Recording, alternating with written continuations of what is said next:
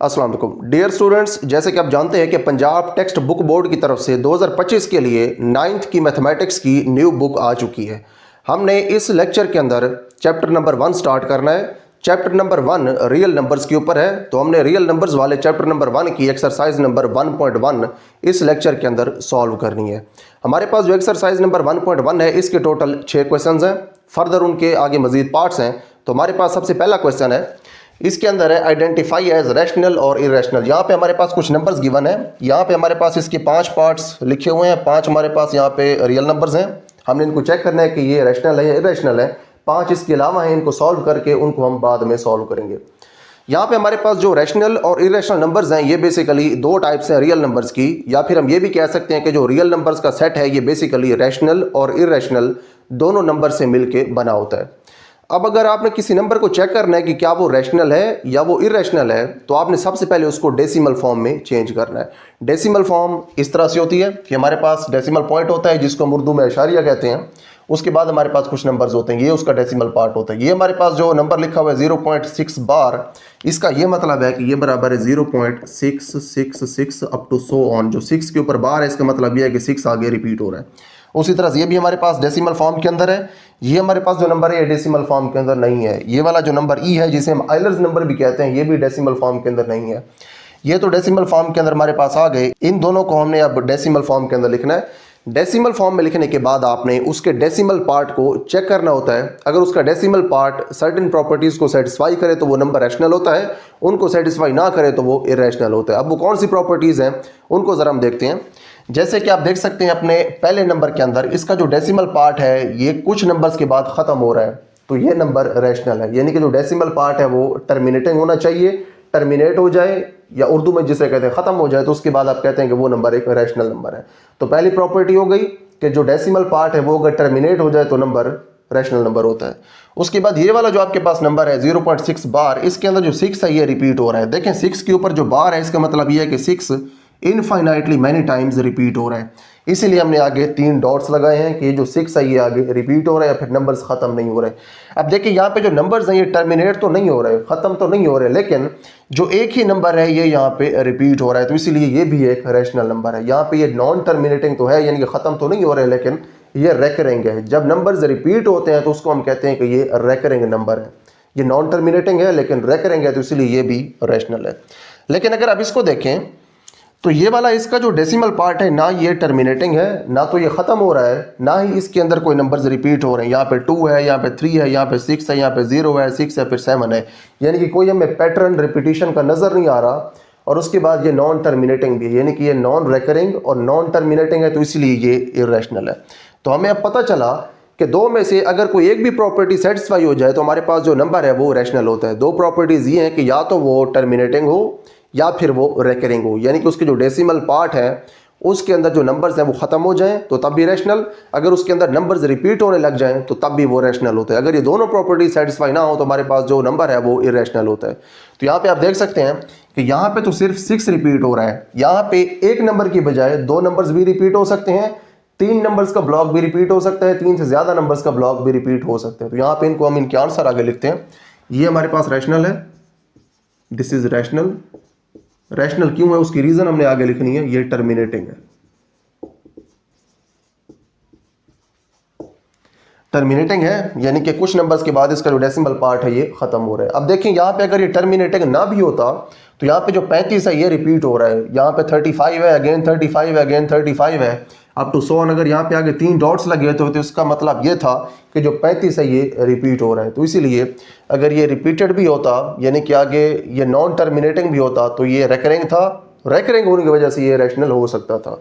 तो ये हमारे पास पहला नंबर रैशनल है। जो दूसरा हमारे पास नंबर है इसको हम पहले डिस्कस कर चुके हैं कि ये रैशनल है, क्योंकि इसके अंदर जो 6 है ये रिपीट हो रहा है, तो ये भी रैशनल है। ब्रैकेट में इसकी रीजन लिखते हैं। इसकी रीजन है कि ये नॉन टर्मिनेटिंग है, खत्म तो नहीं होता, बट ये रेकरिंग है। Non terminating but recurring.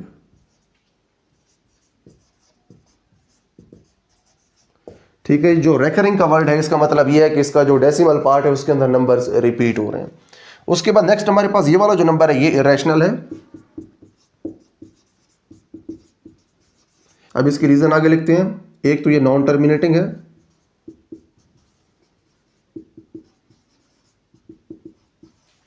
और उसके बाद ये नॉन रेकरिंग भी है, एंड नॉन रेकरिंग।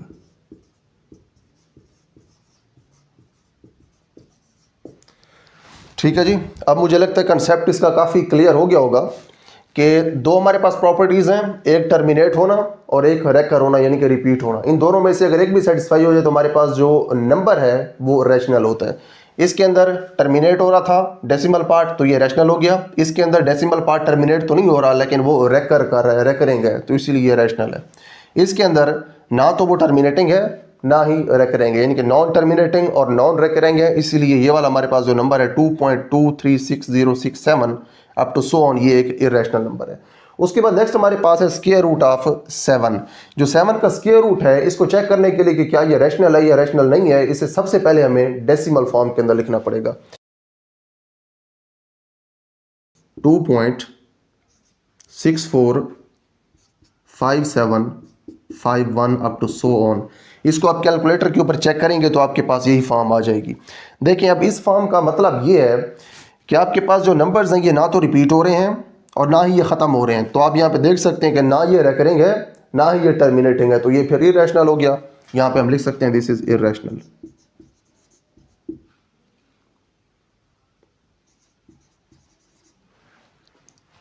रीज़न आगे लिखनी है।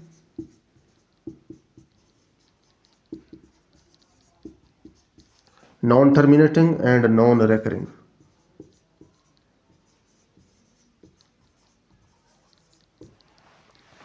उसके बाद लास्ट हमारे पास इन 5 में से सवाल है।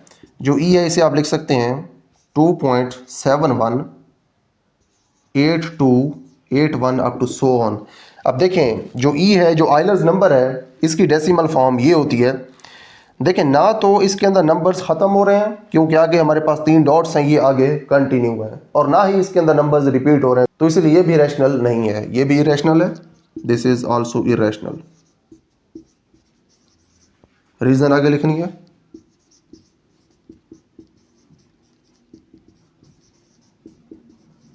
Non terminating and non recurring.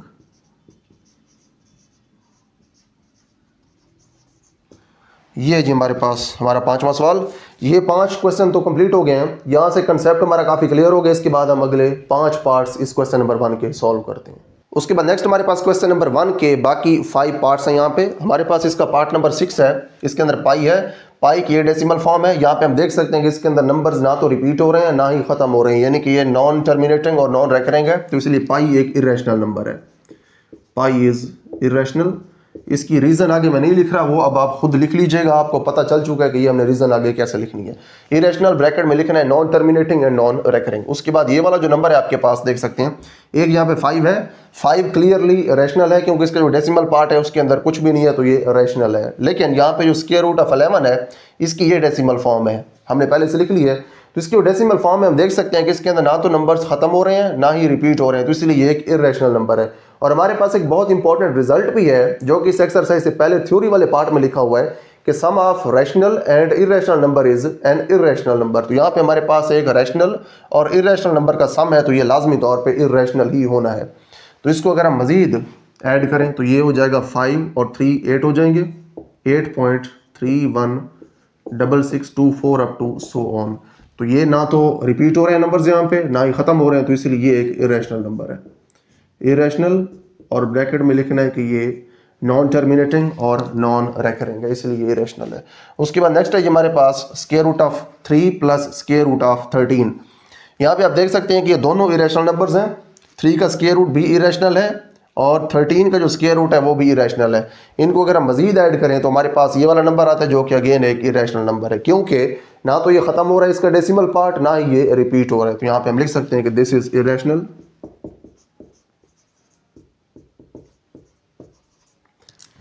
यहाँ पे आप एक बहुत ही इंपॉर्टेंट चीज़ नोट करें कि हमने पहले तो ये कहा था कि हमारे पास जो रैशनल और इरेशनल नंबर का सम है ये लाजमी तौर पे इरेशनल होगा। हम अब ये नहीं कह सकते कि 2 इरेशनल नंबर्स का सम लाजमी तौर पे इरेशनल होगा, ये कहना गलत है, क्योंकि हमारे पास जो रिजल्ट है वो ये है कि रैशनल और इरेशनल का जो सम है वो तो इरेशनल होगा लाजमी तौर पे, लेकिन अगर दो इरेशनल्स आ जाए तो उनका जो सम है वो रैशनल भी हो सकता है। अब वो कैसे रैशनल हो सकता है, यहाँ पे इन दोनों का जो दो हमारे पास इरेशनल्स थे इनका सम तो हमारे पास इरेशनल आ गया, लेकिन अगर हम कोई और दो इरेशनल्स ले लें, फॉर एग्जांपल हम ये दो नंबर्स लेते हैं, square root of 2 plus minus square root of 2। अगर हम इन दोनों इरेशनल नंबर्स को ऐड करें तो इनका तो सम हमारे पास जीरो आ रहा है, क्योंकि एक पॉजिटिव है और दूसरा उसी का नेगेटिव है, तो इन दोनों का जो सम है ये तो जीरो हो जाएगा, और जीरो एक रैशनल नंबर है। तो इसीलिए हम ये कह सकते हैं कि हमारे पास जो रैशनल और इरेशनल नंबर्स हैं इनके सम तो इरेशनल होते हैं, लेकिन दो इरेशनल नंबर्स का सम ये जरूरी नहीं है कि वो इरेशनल हो। तो यहाँ पे हमारे पास नेक्स्ट क्वेश्चन है, इसकी जो डेसिमल फॉर्म ये होती है 3.75। अब देखें इसमें नंबर्स रिपीट तो नहीं हो रहे, लेकिन ये 5 के बाद ख़त्म हो रहे हैं, 5 के बाद हमारे पास कोई भी नंबर इसके डेसिमल पार्ट में नहीं है, तो इसलिए ये एक रैशनल नंबर है। This is rational because it is terminating, क्योंकि ये एक टर्मिनेटिंग नंबर है। उसके बाद नेक्स्ट हमारे पास इसका पार्ट नंबर 10 है, इसका लास्ट पार्ट है। अब किताब के अंदर वो इस नंबर को इरेशनल कह रहे हैं, लेकिन हम इसको रैशनल प्रूव कर लेंगे, तो इसलिए हम ये कहते हैं किताब के अंदर जो है वो मिस्टेक है। अक्सर किताब के अंदर मिस्टेक्स हो जाती हैं, तो इसको हम रैशनल अब कैसे प्रूव कर सकते हैं, इसके ऊपर एक फार्मूला अप्लाई हो रहा है। फार्मूला ये अप्लाई हो रहा है कि देखिए यहाँ पे दो टर्म्स हैं, एक ये टर्म है और एक ये टर्म है, इधर भी यही दोनों टर्म्स हैं, एक बार माइनस हो रही है एक बार प्लस हो रही है। अब अगर हमारे पास दो ब्रैकेट्स हों, उन दोनों के अंदर टर्म्स सेम हो, जैसे यहाँ पे 2 है फिर स्क्वायर रूट ऑफ 2 है, यहाँ भी 2 है फिर स्क्वायर रूट ऑफ 2 है, और एक बार वो टर्म्स माइनस हो रही हों और एक बार वो टर्म्स ऐड हो रही हों, तो उसके बाद हम करते हैं ये है कि उन दोनों के हम स्क्वायर्स लेके माइनस कर देते हैं। फार्मूला यहाँ पे अप्लाई होगा, जो पहली टर्म है उसका स्क्वायर लेना है हमने, माइनस जो दूसरी टर्म है फिर हमने उसका स्क्वायर लेना है, स्क्वायर रूट ऑफ 2 का स्क्वायर, तो ये बराबर हो जाएगा 2 का स्क्वायर 4 होता है, माइनस स्क्वायर रूट ऑफ 2 का जो स्क्वायर है, ये स्क्वायर रूट और स्क्वायर आपस में कैंसिल होंगे तो हमारे पास आंसर 2 आएगा। तो इसका ओवरऑल आंसर हमारे पास आएगा 2, जो कि एक रैशनल नंबर है। तो इसीलिए हम कह सकते हैं कि ये एक रैशनल नंबर है, दिस इज रैशनल। ठीक है जी, किताब के अंदर लिखा हुआ है कि ये रैशनल है, लेकिन इस तरह से हम इसको प्रूव कर सकते हैं कि ये एक रैशनल नंबर। इसको अगर हम थोड़ा सा अलजबरा इसके ऊपर अप्लाई करके इसको सिंप्लीफाई करें तो देखिए इसको हमने कैसे सिंप्लीफाई किया, मैं इसको रिपीट कर देता हूँ। हमारे पास एक जनरल फार्मूला होता है, वो इस तरह से होता है कि हमारे पास दो टर्म्स होती हैं, एक बार माइनस होती हैं, एक बार वो दो टर्म्स ऐड होती हैं। एक बार अगर माइनस हो रही हो एक बार ऐड हो रही हो तो उनको हम लिख सकते हैं ए स्क्वायर माइनस बी स्क्वायर, यानी कि पहली टर्म का स्क्वायर माइनस दूसरी टर्म का स्क्वायर। यहाँ भी हमने ऐसे ही किया, दो टर्म्स पहले माइनस हो रही थी फिर ऐड हो रही थी, हमने पहली का स्क्वायर लिया माइनस दूसरी का स्क्वायर लिया, तो हमारे पास जो ओवरऑल आंसर है ये एक रैशनल नंबर आ गया। तो इसलिए हमारे पास जो 10th क्वेश्चन है या इसका जो 10th पार्ट है उसके अंदर जो रियल नंबर गिवन है वो एक रैशनल नंबर है। तो यहाँ पे हमारे पास क्वेश्चन नंबर 1 कंप्लीट हो गया है, इसके हमने 10 के 10 पार्ट्स सॉल्व कर लिए हैं। तो यहाँ पे हमने ये देखा कि रैशनल नंबर्स वो नंबर्स होते हैं जिनके डेसिमल पार्ट के अंदर नंबर्स या तो ख़त्म हो जाएं या फिर रिपीट होने लग जाएं। तो इन दो केसेस के अंदर या इनमें से कोई एक भी केस अगर सेटिस्फाई हो तो हमारे पास जो रियल नंबर होता है वो एक रैशनल नंबर होता है। अगर उसके जो डेसिमल पार्ट है वो ना तो ख़त्म हो और ना ही उसके नंबर्स रिपीट हों तो उसके बाद वो जो हमारे पास गिवन रियल नंबर होता है वो एक इरेशनल नंबर होता है। वैसे ये बात भी आपने याद रखनी है कि जो रैशनल और इरेशनल नंबर्स हैं ये दोनों ही रियल नंबर्स होते हैं। तो हमारे पास ये क्वेश्चन कंप्लीट हो गया है, इसके बाद हम अपना सेकंड क्वेश्चन सॉल्व करते हैं। उसके बाद नेक्स्ट हमारे पास क्वेश्चन नंबर 2 है। इस क्वेश्चन नंबर 2 के अंदर हमें 6 रियल नंबर्स गिवन है, हमने इन 6 रियल नंबर्स को रियल नंबर लाइन के ऊपर डिनोट करना है। इनमें से जो पहले दो नंबर्स हैं ये स्क्वायर रूट्स हैं, एक 2 का स्क्वायर रूट है और उसके बाद एक 3 का स्क्वायर रूट है। इन दोनों को हमने नंबर लाइन के ऊपर डिनोट करना है। इसके बाद हमें फ्रैक्शंस गिवन है, फिर हमने उन फ्रैक्शंस को नंबर लाइन के ऊपर डिनोट करना है। तो जब भी हमारे पास इस तरह के स्क्वायर रूट्स होंगे, जैसे कि 2 का स्क्वायर रूट है और 3 का स्क्वायर रूट है, तो इस तरह के स्क्वायर रूट्स को नंबर लाइन के ऊपर ड्रा करने के लिए हमें एक ज्योमेट्रिक इंस्ट्रूमेंट की ज़रूरत पड़ेगी जिसे हम कंपास कहते हैं और उर्दू में उसको हम प्रकार भी कहते हैं। तो वो प्रकार या फिर कंपास हमने किस स्टेप के ऊपर यूज़ करनी है ये हम इस क्वेश्चन के सोल्यूशन में देखेंगे। तो यहाँ पे हमारे पास 2 का स्क्वायर रूट है, आइए इसको हम step by step number line के ऊपर डिनोट करते हैं। तो यहाँ पे हमारे पास जो पहला स्टेप है वो ये है कि हमने सबसे पहले वो लाइन डिनोट करनी है जिसके ऊपर हमने इसको डिनोट करना है, इसको हमने जिसके ऊपर शो करना है। तो यहाँ पे हमारे पास इसका सोल्यूशन है, इसको हम इधर साइड पे कर देते हैं। सोल्यूशन यहाँ से इसका, दिस इज सोल्यूशन। यहाँ पे हमारे पास स्टेप 1 है। स्टेप 1 के अंदर हमने वो नंबर लाइन ड्रॉ करनी है, ड्रॉ द नंबर लाइन, जिस नंबर लाइन के ऊपर हमने इसको शो करना है। इसे हम नंबर लाइन भी कहते हैं, इसे हम रियल लाइन भी कहते हैं, क्योंकि इसके ऊपर रियल नंबर्स शो करते हैं। तो हमारे पास जो नंबर लाइन है वो ये है।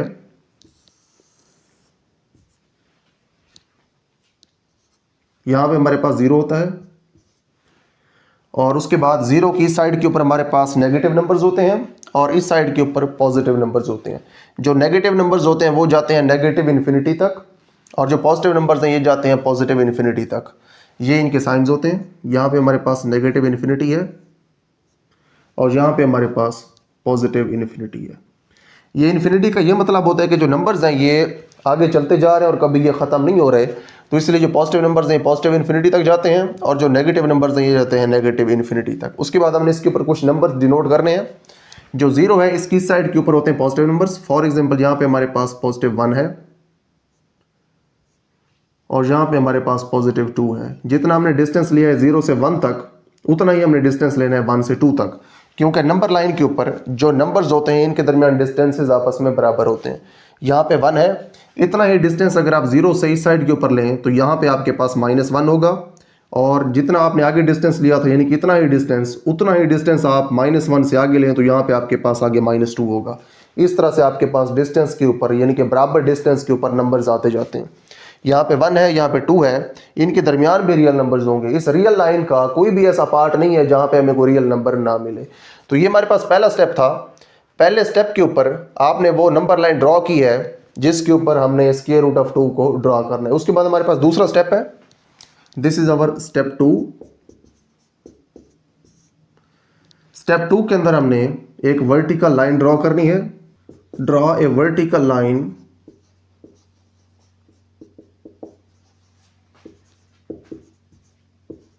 ऑन 1। ठीक है, जो 1 है इसके ऊपर हमने वर्टिकल लाइन ड्रॉ करनी है।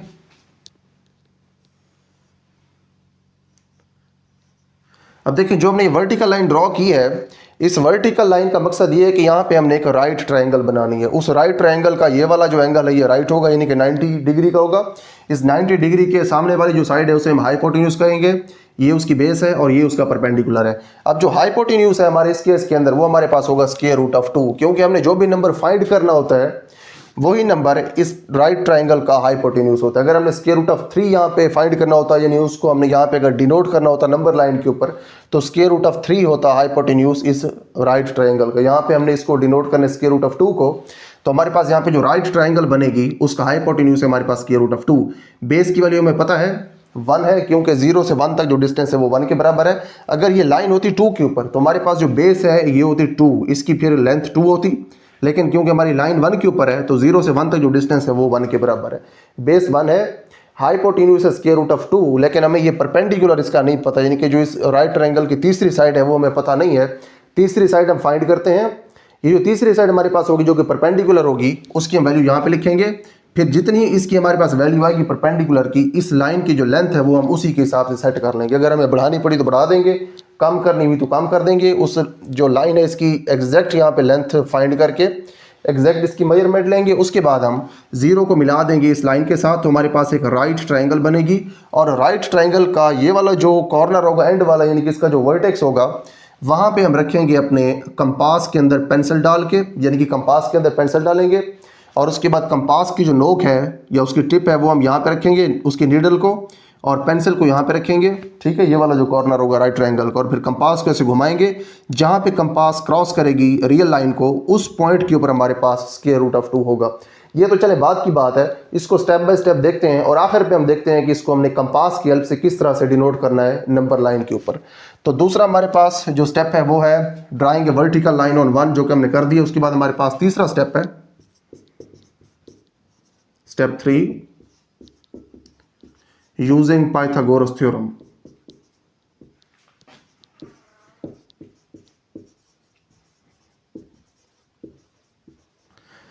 देखिए जब हमने पाइथागोरस थ्योरम यहाँ पे इसलिए यूज करना है कि जो पाइथागोरस थ्योरम है वो बेसिकली रिलेट करता है राइट ट्रायंगल की तीनों साइड्स को, यानी कि बेस को, परपेंडिकुलर को और हाइपोटेन्यूज को। हमें बेस पता है यहाँ पे उसकी वैल्यू 1 है, हाइपोटेन्यूज हमें पता है कि उसकी वैल्यू है स्क्वायर रूट ऑफ 2, लेकिन हमें परपेंडिकुलर की वैल्यू पता नहीं है। तो परपेंडिकुलर फाइंड करने के लिए हमने यूज करना है पाइथागोरस थ्योरम को। तो पाइथागोरस थ्योरम हमें यह कहता है कि जो हाइपोटेन्यूज है उसका स्क्वायर बराबर होता है बेस का स्क्वायर प्लस परपेंडिकुलर का स्क्वायर। ठीक है जी, मैंने हाइपोटेन्यूज और परपेंडिकुलर को थोड़ा शॉर्ट करके लिख दिया। इनके वैल्यूज यहाँ पे पुट कर दें। हाइपोटेन्यूज की वैल्यू स्क्वायर रूट ऑफ 2 इसका स्क्वायर। अब देखिए हमने क्योंकि स्क्वायर रूट ऑफ 2 को डिनोट करना है नंबर लाइन के ऊपर, तो आप हाइपोटेन्यूज यहाँ पे ले रहे हैं स्क्वायर रूट ऑफ 2।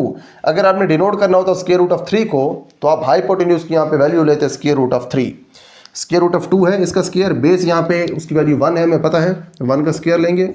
और उसके बाद परपेंडिकुलर हमने फाइंड करना है, तो इसको आप h का नेम दे दें। ठीक है, क्योंकि ये हाइट के लिए आप इसको कह रहे हैं, तो इसको h का नेम दे दें। इसका भी ऊपर स्क्वायर है। जो स्क्वायर रूट है ये स्क्वायर के साथ खत्म हो जाएगा। दिस इंप्लाइज दैट यहाँ पे सिर्फ 2 रह जाएगा, यहाँ पे 1 हो जाएगा और ये हो जाएगा h स्क्वायर। आपने h की वैल्यू फाइंड करनी है, तो आप h स्क्वायर को यहीं पर रहने दें, इस 1 को उधर ले जाके माइनस करवा दें, ये हो जाएगा 2 - 1। तो h स्क्वायर बराबर हो जाएगा 1 के 2 - 1 1 होगा। दोनों के ऊपर अब आपने स्क्वायर रूट अप्लाई करना है, क्योंकि आपने h फाइंड करना है।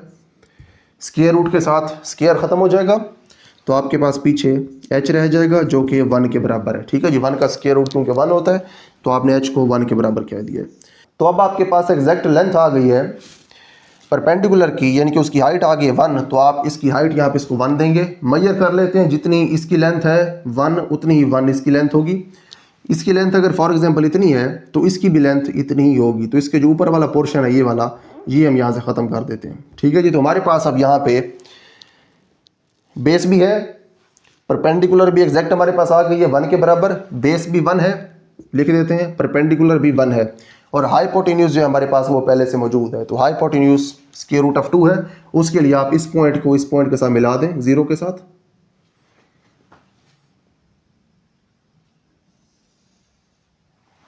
ठीक है, तो ये आपके पास बन गई है राइट ट्रायंगल। यहाँ पे राइट एंगल है, ये जो इसका हाइपोटेन्यूज है इसकी वैल्यू है square root of 2।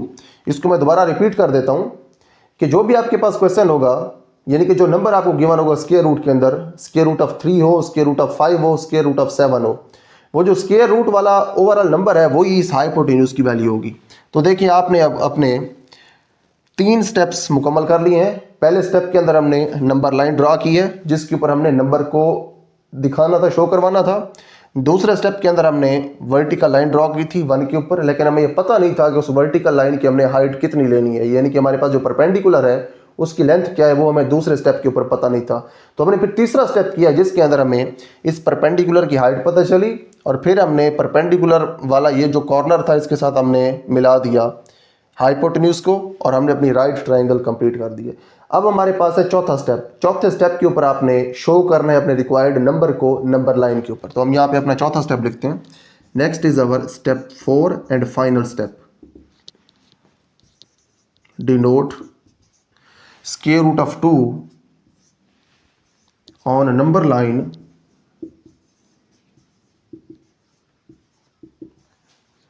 With the help of compass.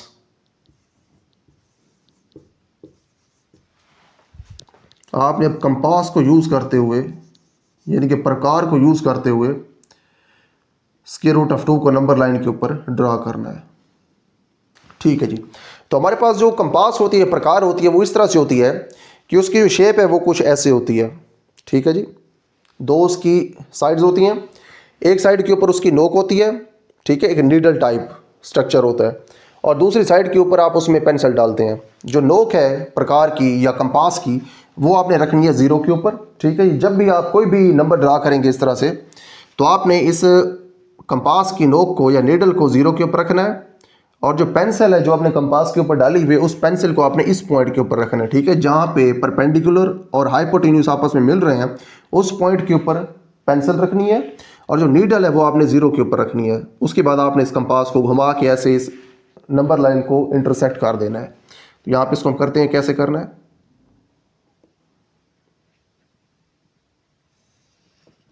ठीक है जी, इस तरह से आपने कंपास को यूज़ करना है। कंपास की नीडल, इसको मैं रिपीट कर रहा हूँ, यहाँ पे रखनी है 0 के ऊपर, और पेंसिल आपने रखनी है इस वर्टेक्स के ऊपर, जो कि राइट ट्रायंगल का ये वाला वर्टेक्स है, जहाँ पे परपेंडिकुलर और ये हाइपोटेन्यूज मिलते हैं। उसके बाद आपने कंपास को ऐसे घुमाना है। जिस पॉइंट के ऊपर कंपास इंटरसेक्ट करेगी नंबर लाइन को, वो पॉइंट होगा आपके पास आपका रिक्वायर्ड नंबर। ठीक है जी, ये वाला पॉइंट हमारे पास रिक्वायर्ड नंबर है, हमारे पास स्क्वायर रूट ऑफ 2। ठीक है जी, यहाँ पे लिख देते हैं this is our square root of 2। ठीक है जी, इसी तरह से आपने स्क्वायर रूट ऑफ 3 को भी डिनोट करना है। अपने अगले क्वेश्चन के अंदर देखेंगे, पहले स्टेप के अंदर वो नंबर लाइन बनानी है जिसके ऊपर आपने उस नंबर को डिनोट करना है। दूसरे स्टेप के ऊपर वर्टिकल लाइन बनानी है, लेकिन वर्टिकल लाइन की हमें एग्जैक्ट हाइट पता नहीं है कि कितनी है। उसके लिए हम स्टेप 3 करते हैं, जिसके अंदर हम पाइथागोरस थ्योरम को यूज करके हाइपोटेन्यूज और बेस की वैल्यू उसमें पुट करते हैं और फिर परपेंडिकुलर की वैल्यू फाइंड करते हैं। हमारे पास एग्जैक्ट हाइट आती है उस लाइन की, और उसके बाद फिर हम हाइपोटेन्यूज यहाँ पे ड्रॉ करते हैं और कंपास को यूज करते हुए हम फाइंड करते हैं अपना रिक्वायर्ड नंबर जो कि हमने यहाँ पे डिनोट करना है। देखिए, अब आपके माइंड में ये बात आ सकती है कि हमें क्योंकि हाइपोटेन्यूज तो पहले से पता है, तो फिर हमें इसकी एग्जैक्ट लेंथ फाइंड करने की क्या जरूरत थी।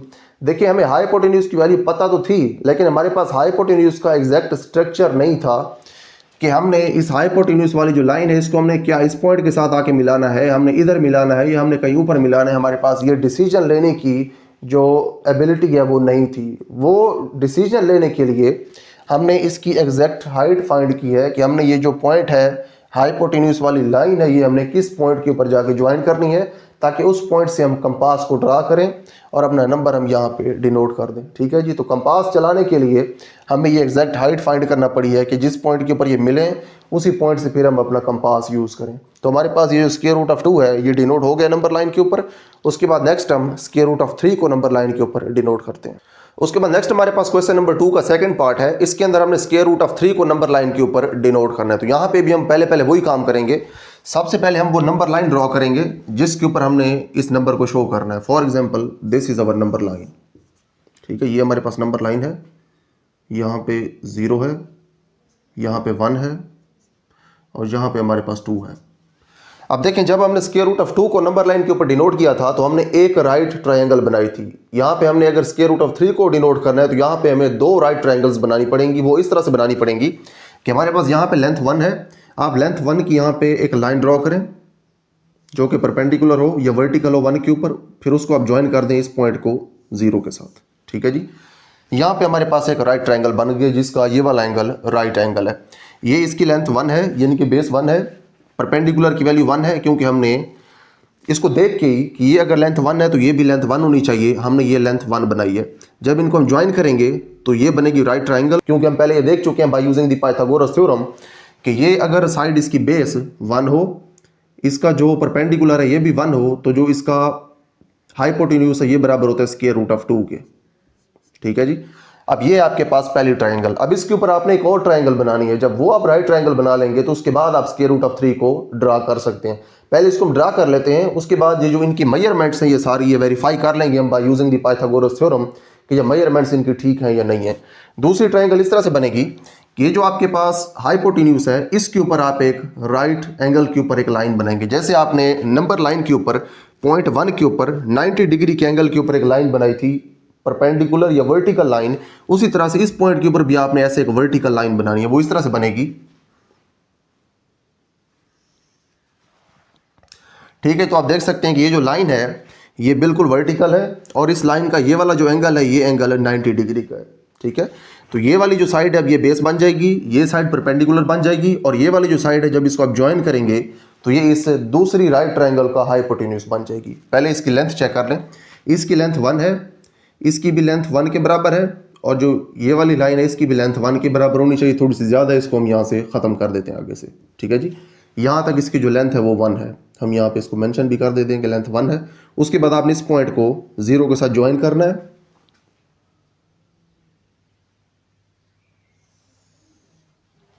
ठीक है, तो ये आपके पास बन गया इसका हाइपोटेन्यूज। अब हमें पता नहीं है कि हाइपोटेन्यूज कितना है। ये हाइपोटेन्यूज अगर बराबर हो जाए स्क्वायर रूट ऑफ 3 के तो उसके बाद आप यहाँ से जो कंपास है उसको ऐसे घुमाएंगे। यहाँ पे जिस पॉइंट के ऊपर कंपास कट करेगी नंबर लाइन को उस पॉइंट के ऊपर आपके पास होगा स्क्वायर रूट ऑफ 3, क्योंकि पिछले क्वेश्चन में हम देख चुके हैं कि वहाँ पे ये वाली हमने राइट ट्रायंगल ली थी। यहाँ पे जो हमारे पास हाइपोटेन्यूज है ये बराबर था स्क्वायर रूट ऑफ 2 के। यहाँ पे हमने नीडल रखी थी, यहाँ पे हमने कंपास की पेंसिल रखी थी और हमने इस तरह से इसको जब घुमाया था तो जिस पॉइंट के ऊपर इस कंपास की पेंसिल ने कट किया नंबर लाइन के ऊपर उस पॉइंट के ऊपर बन गया था स्क्वायर रूट ऑफ 2। उसी तरह से अगर ये वाला जो आपके पास दूसरी ट्रायंगल है इसका अगर हाइपोटेन्यूज हो गया स्क्वायर रूट ऑफ 3 के बराबर तो उसके बाद आप यहाँ पे कंपास रख सकते हैं। इसको जब घुमाएंगे तो जहाँ से कंपास कट करेगा नंबर लाइन को, उस पॉइंट के ऊपर आपके पास होगा स्क्वायर रूट ऑफ 3। तो हम वेरीफाई करते हैं कि क्या ये वाली लेंथ वाकई स्क्वायर रूट ऑफ 3 है या नहीं। चले वेरीफाई करने से पहले हम इसको ड्रा कर लेते हैं कि स्क्वायर रूट ऑफ 3 होगा कहाँ पे, फिर इसको वेरीफाई कर लेते हैं। हम पहले फिलहाल मान लेते हैं कि ये जो हाइपोटेन्यूज है, फिर ये वाली जो लेंथ है, ये स्क्वायर रूट ऑफ 3 के ही बराबर है। तो जब ये स्क्वायर रूट ऑफ 3 के बराबर है, कंपास की निडल यहाँ पे रखेंगे, आप पेंसिल यहाँ पे रखेंगे और फिर उसको ऐसे घुमा देंगे। ठीक है, इस तरह से इसको घुमाना होता है कंपास को। ठीक, फॉर एग्जांपल ये आपने कंपास ऐसे घुमाई है, इस पॉइंट के ऊपर कंपास ने कट किया है नंबर लाइन को, तो ये वाला जो पॉइंट है यहाँ पे आपके पास है स्क्वायर रूट ऑफ 3। ठीक है, मेंशन कर देते हैं, this is square root of 3। अब देखिए आपके पास हैं दो राइट ट्राइंगल्स, एक हमारे पास ये राइट ट्राइंगल है, for example this is our first right triangle, ये हमारे पास है दूसरी राइट ट्राइंगल। हम अब ये वेरीफाई करते हैं कि ये वाली जो लेंथ है जिसको हमने स्क्वायर रूट ऑफ 3 कहा है और जिसकी हेल्प से हमने ये ड्रा कर दी यहाँ पे अपना square root of 3 number line के ऊपर, ये लेंथ वाकई स्क्वायर रूट ऑफ 3 के ही बराबर है। तो हम पहले पाइथागोरस थ्योरम अप्लाई करेंगे अपनी पहली ट्राइंगल नंबर 1 के ऊपर और ये वेरीफाई करेंगे कि ये दोनों अगर 1 हो, जो कि हमने जानबूझ के 1 के बराबर लेंथ्स लिखी हैं, तो ये ऑटोमेटिकली स्क्वायर रूट ऑफ 2 होती है। पहले हम इसको वेरीफाई करते हैं स्क्वायर रूट ऑफ 2 को, फिर हम ये वेरीफाई करेंगे कि अगर ये स्क्वायर रूट ऑफ 2 हो और ये साइड 1 हो तो ये फिर स्क्वायर रूट ऑफ 3 होती है। तो देखिए जी, सबसे पहले हम अप्लाई करते हैं Pythagoras theorem on triangle 1।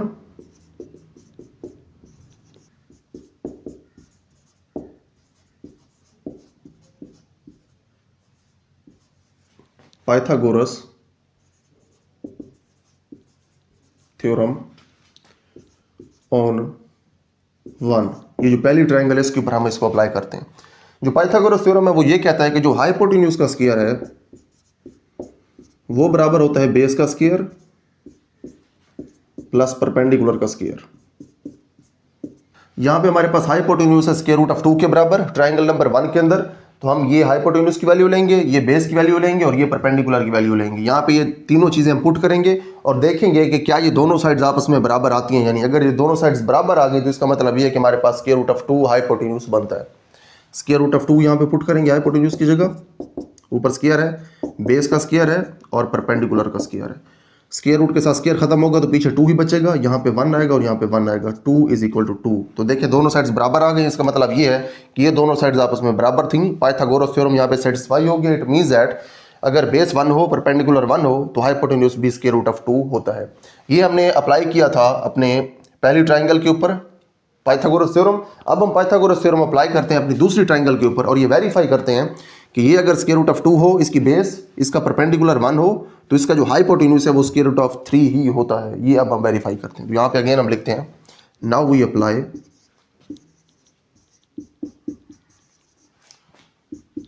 Pythagoras theorem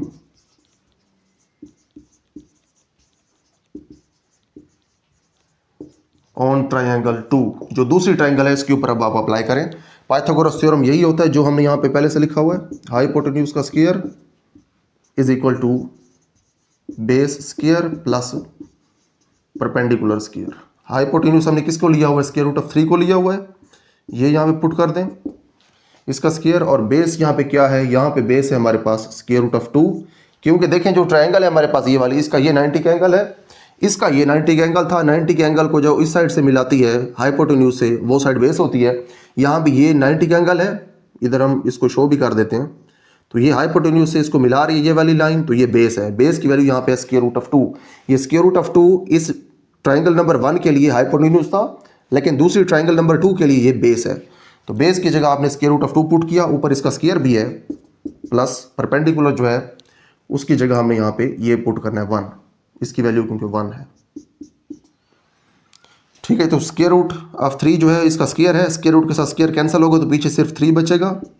यहाँ भी स्क्वायर रूट के साथ स्क्वायर कैंसिल होगा तो पीछे सिर्फ 2 बचेगा। 1 का स्क्वायर 1 होता है, तो ये 3 है, ये बराबर है 2 और 1 मिलके 3 हो जाएंगे। तो दोनों साइड्स बराबर हैं, इसका मतलब है पाइथागोरस थ्योरम यहाँ पे सेटिस्फाई हो गया है। तो हमारी ये वाली जो साइड्स हमने ली हुई थी इनकी लेंथ, ये लेंथ ठीक है। इसका मतलब अगर बेस स्क्वायर रूट ऑफ 2 हो, परपेंडिकुलर 1 हो, तो ये हाइपोटेन्यूज लाजमी तौर पर स्क्वायर रूट ऑफ 3 होता है। जब इस तरह से आपने स्क्वायर रूट ऑफ 3 हाइपोटेन्यूज ले लिया, आपने उसके बाद कंपास या प्रकार लेनी है, यहाँ पे उसकी नीडल रखनी है, यहाँ पे पेंसिल रखनी है, ऐसे उसको घुमाना है, जहाँ से ये कट करेगा नंबर लाइन को, उस पॉइंट के ऊपर आपको मिलेगा स्क्वायर रूट ऑफ 3। तो ये आपके पास एक मेथड था स्क्वायर रूट ऑफ 3 को नंबर लाइन के ऊपर डिनोट करने का। पहले हमने स्क्वायर रूट ऑफ 3 को नंबर लाइन के ऊपर डिनोट कर लिया था, इस तरह से।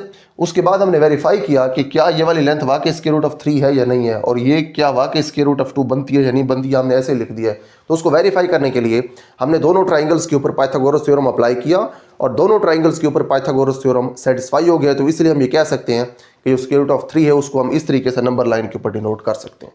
तो ये हमारे पास इसका दूसरा पार्ट कंप्लीट हो गया क्वेश्चन नंबर 2 का। उसके बाद हम इसके नेक्स्ट पार्ट्स को सॉल्व करते हैं। उसके बाद नेक्स्ट हमारे पास इसका थर्ड पार्ट है। इसके अंदर हमारे पास जो नंबर गिवन है वो ये है 4 and 1/3। ये एक मिक्स्ड नंबर है, मिक्स्ड फ्रैक्शन है, इसको हमने नंबर लाइन के ऊपर डिनोट करना है। इसको डिनोट करना काफ़ी ईजी है। तो ये हमारे पास जो रियल नंबर है ये 4 से आगे होगा नंबर लाइन के ऊपर, लेकिन 5 से ये पीछे होगा। तो इसको हम डिनोट करते हैं। यहाँ पे हमारे पास फॉर एग्जाम्पल एक नंबर लाइन है, ठीक है जी। इधर फॉर एग्जाम्पल 0 है, यहाँ पे 1 है, इधर 2 है, यहाँ पे 3 है, ये 4 है और ये 5 है, ठीक है जी। 5 4 3 2 1 और 0।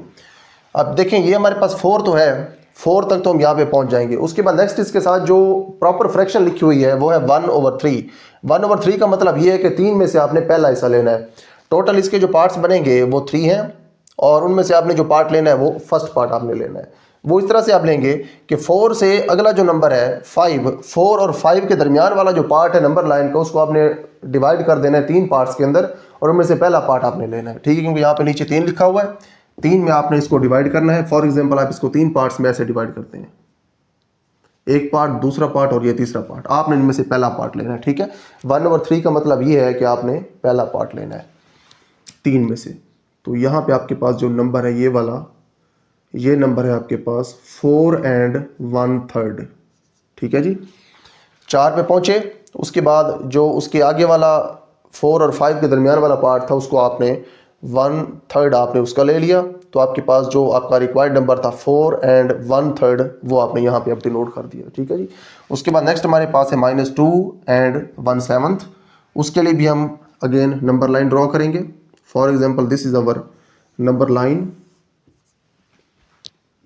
0 हम अब थोड़ी इधर करके बना देते हैं क्योंकि हमें नेगेटिव नंबर्स चाहिए और नेगेटिव नंबर्स 0 की इस साइड के ऊपर होते हैं। यहाँ पे हमारे पास -1 है और यहाँ पे हमारे पास -2 है और यहाँ पे कहीं हमारे पास -3 है, ठीक है जी। आप अपना नंबर देखें जो आपने उधर ड्रॉ करना है वो नंबर है -2, ठीक है, और साथ उसके 1/7, -2 and 1/7। इसको हम इस तरह से पढ़ते हैं इन मिक्स्ड नंबर्स को।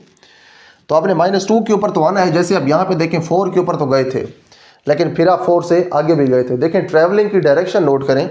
आप 0 से ट्रैवल करके गए थे 4 तक, फिर आप 4 से आगे उधर ही गए थे जिधर आप ट्रैवल कर रहे थे। आपने अगर आना है -2 के ऊपर तो आप 0 से इधर को आएंगे और उसके बाद आगे वाला इसका जो पार्ट है ये वाला, इसको अटेन करने के लिए, इसको हासिल करने के लिए आपको -2 से इस साइड के ऊपर आना पड़ेगा। क्योंकि आप पहले से जो डायरेक्शन यूज़ कर रहे हैं वो नोट करें। आप 0 से इधर आ रहे थे, अगला पार्ट पूरा करने के लिए भी आप इसी साइड के ऊपर ही मूव करेंगे। आप -2 से उधर नहीं मूव कर सकते, ठीक है जी। एक तो हमारे पास पार्ट है -2, वो यहाँ तक है 0 से -2 तक। उसके बाद है 1/7। जैसे कि हमने 1/3 को वहाँ पे डिनोट किया था, 4 से अगले पार्ट को हमने 3 हिस्सों में डिवाइड करके पहला हिस्सा लिया था। उसी तरह से हम ये जो आपके पास 1/7 है या 1/7 है, इसको डिनोट करने के लिए जो -2 से आगे वाला पार्ट है, -2 से -3 के दरमियान, इसको हम डिवाइड करेंगे 7 पार्ट्स के अंदर और उन 7 पार्ट्स में से हम पहला पार्ट लेंगे। इसको आप 7 में डिवाइड कर दें। 1 2 3 4 5 6 और ये 7, ठीक है जी। तो इसमें से जो पहला ये वाला पार्ट है ये आपके पास है अपना रिक्वायर्ड नंबर, ठीक है जी। ये नंबर है हमारे पास -2 and 1/7, ठीक है। इस तरह से आपने इसको डिनोट करना है 0 से -2 तक। उसके बाद -2 से -3 के दरमियान वाला जो पार्ट है उसको 7 पार्ट्स के अंदर और उन 7 में से पहला पार्ट आपने लेना है। तो ये आपके पास रिक्वायर्ड नंबर है यहाँ पे, ठीक है। ये जो एरो है इसका मतलब ये है कि हमारे पास जो रिक्वायर्ड नंबर है वो यहाँ पे मौजूद है, इस जगह पे। इधर भी हमारा रिक्वायर्ड नंबर यहाँ पे मौजूद है। उसके बाद नेक्स्ट हमारे पास फ्रैक्शन है 5 / 8। अब देखिए 5/8 को अगर आप कैलकुलेटर के ऊपर सॉल्व करें तो ये 0 पॉइंट समथिंग आता है, लेकिन ये पॉजिटिव होता है। इसका मतलब ये कि ये 0 और 1 के दरमियान ही होगा। तो नंबर लाइन के ऊपर इसको हम इस तरह से डिनोट करेंगे। For example this is our number line. यहाँ पे 0 है और यहाँ पे हमारे पास फॉर एग्जांपल 1 है। तो देखें ये हमने 1/3 कैसे डिनोट किया था कि क्योंकि यहाँ पे हमारे पास 4 था, तो 4 से अगला जो हमारे पास पार्ट था 4 और 5 के दरमियान वाला, उसको हमने डिवाइड कर दिया 3 पार्ट्स के अंदर और उसमें से पहला लिया था। इसके लिए हमने डिवाइड किया था 7 पार्ट्स के अंदर और हमने पहला लिया था। इस फ्रैक्शन के लिए हम डिवाइड करेंगे 8 पार्ट्स के अंदर और उनमें से हम 5th पार्ट को या 5th लाइन को हम ले लेंगे अपने रिक्वायर्ड नंबर के तौर पे। देखिए अब कौन से पार्ट को आपने डिवाइड करना है 8 पार्ट्स के अंदर, वो पार्ट है 0 से 1 के दरमियान वाला, क्योंकि ये एक प्रॉपर फ्रैक्शन है और जो प्रॉपर फ्रैक्शन है उसका जो आंसर है वो 0 और 1 के दरमियान ही होता है।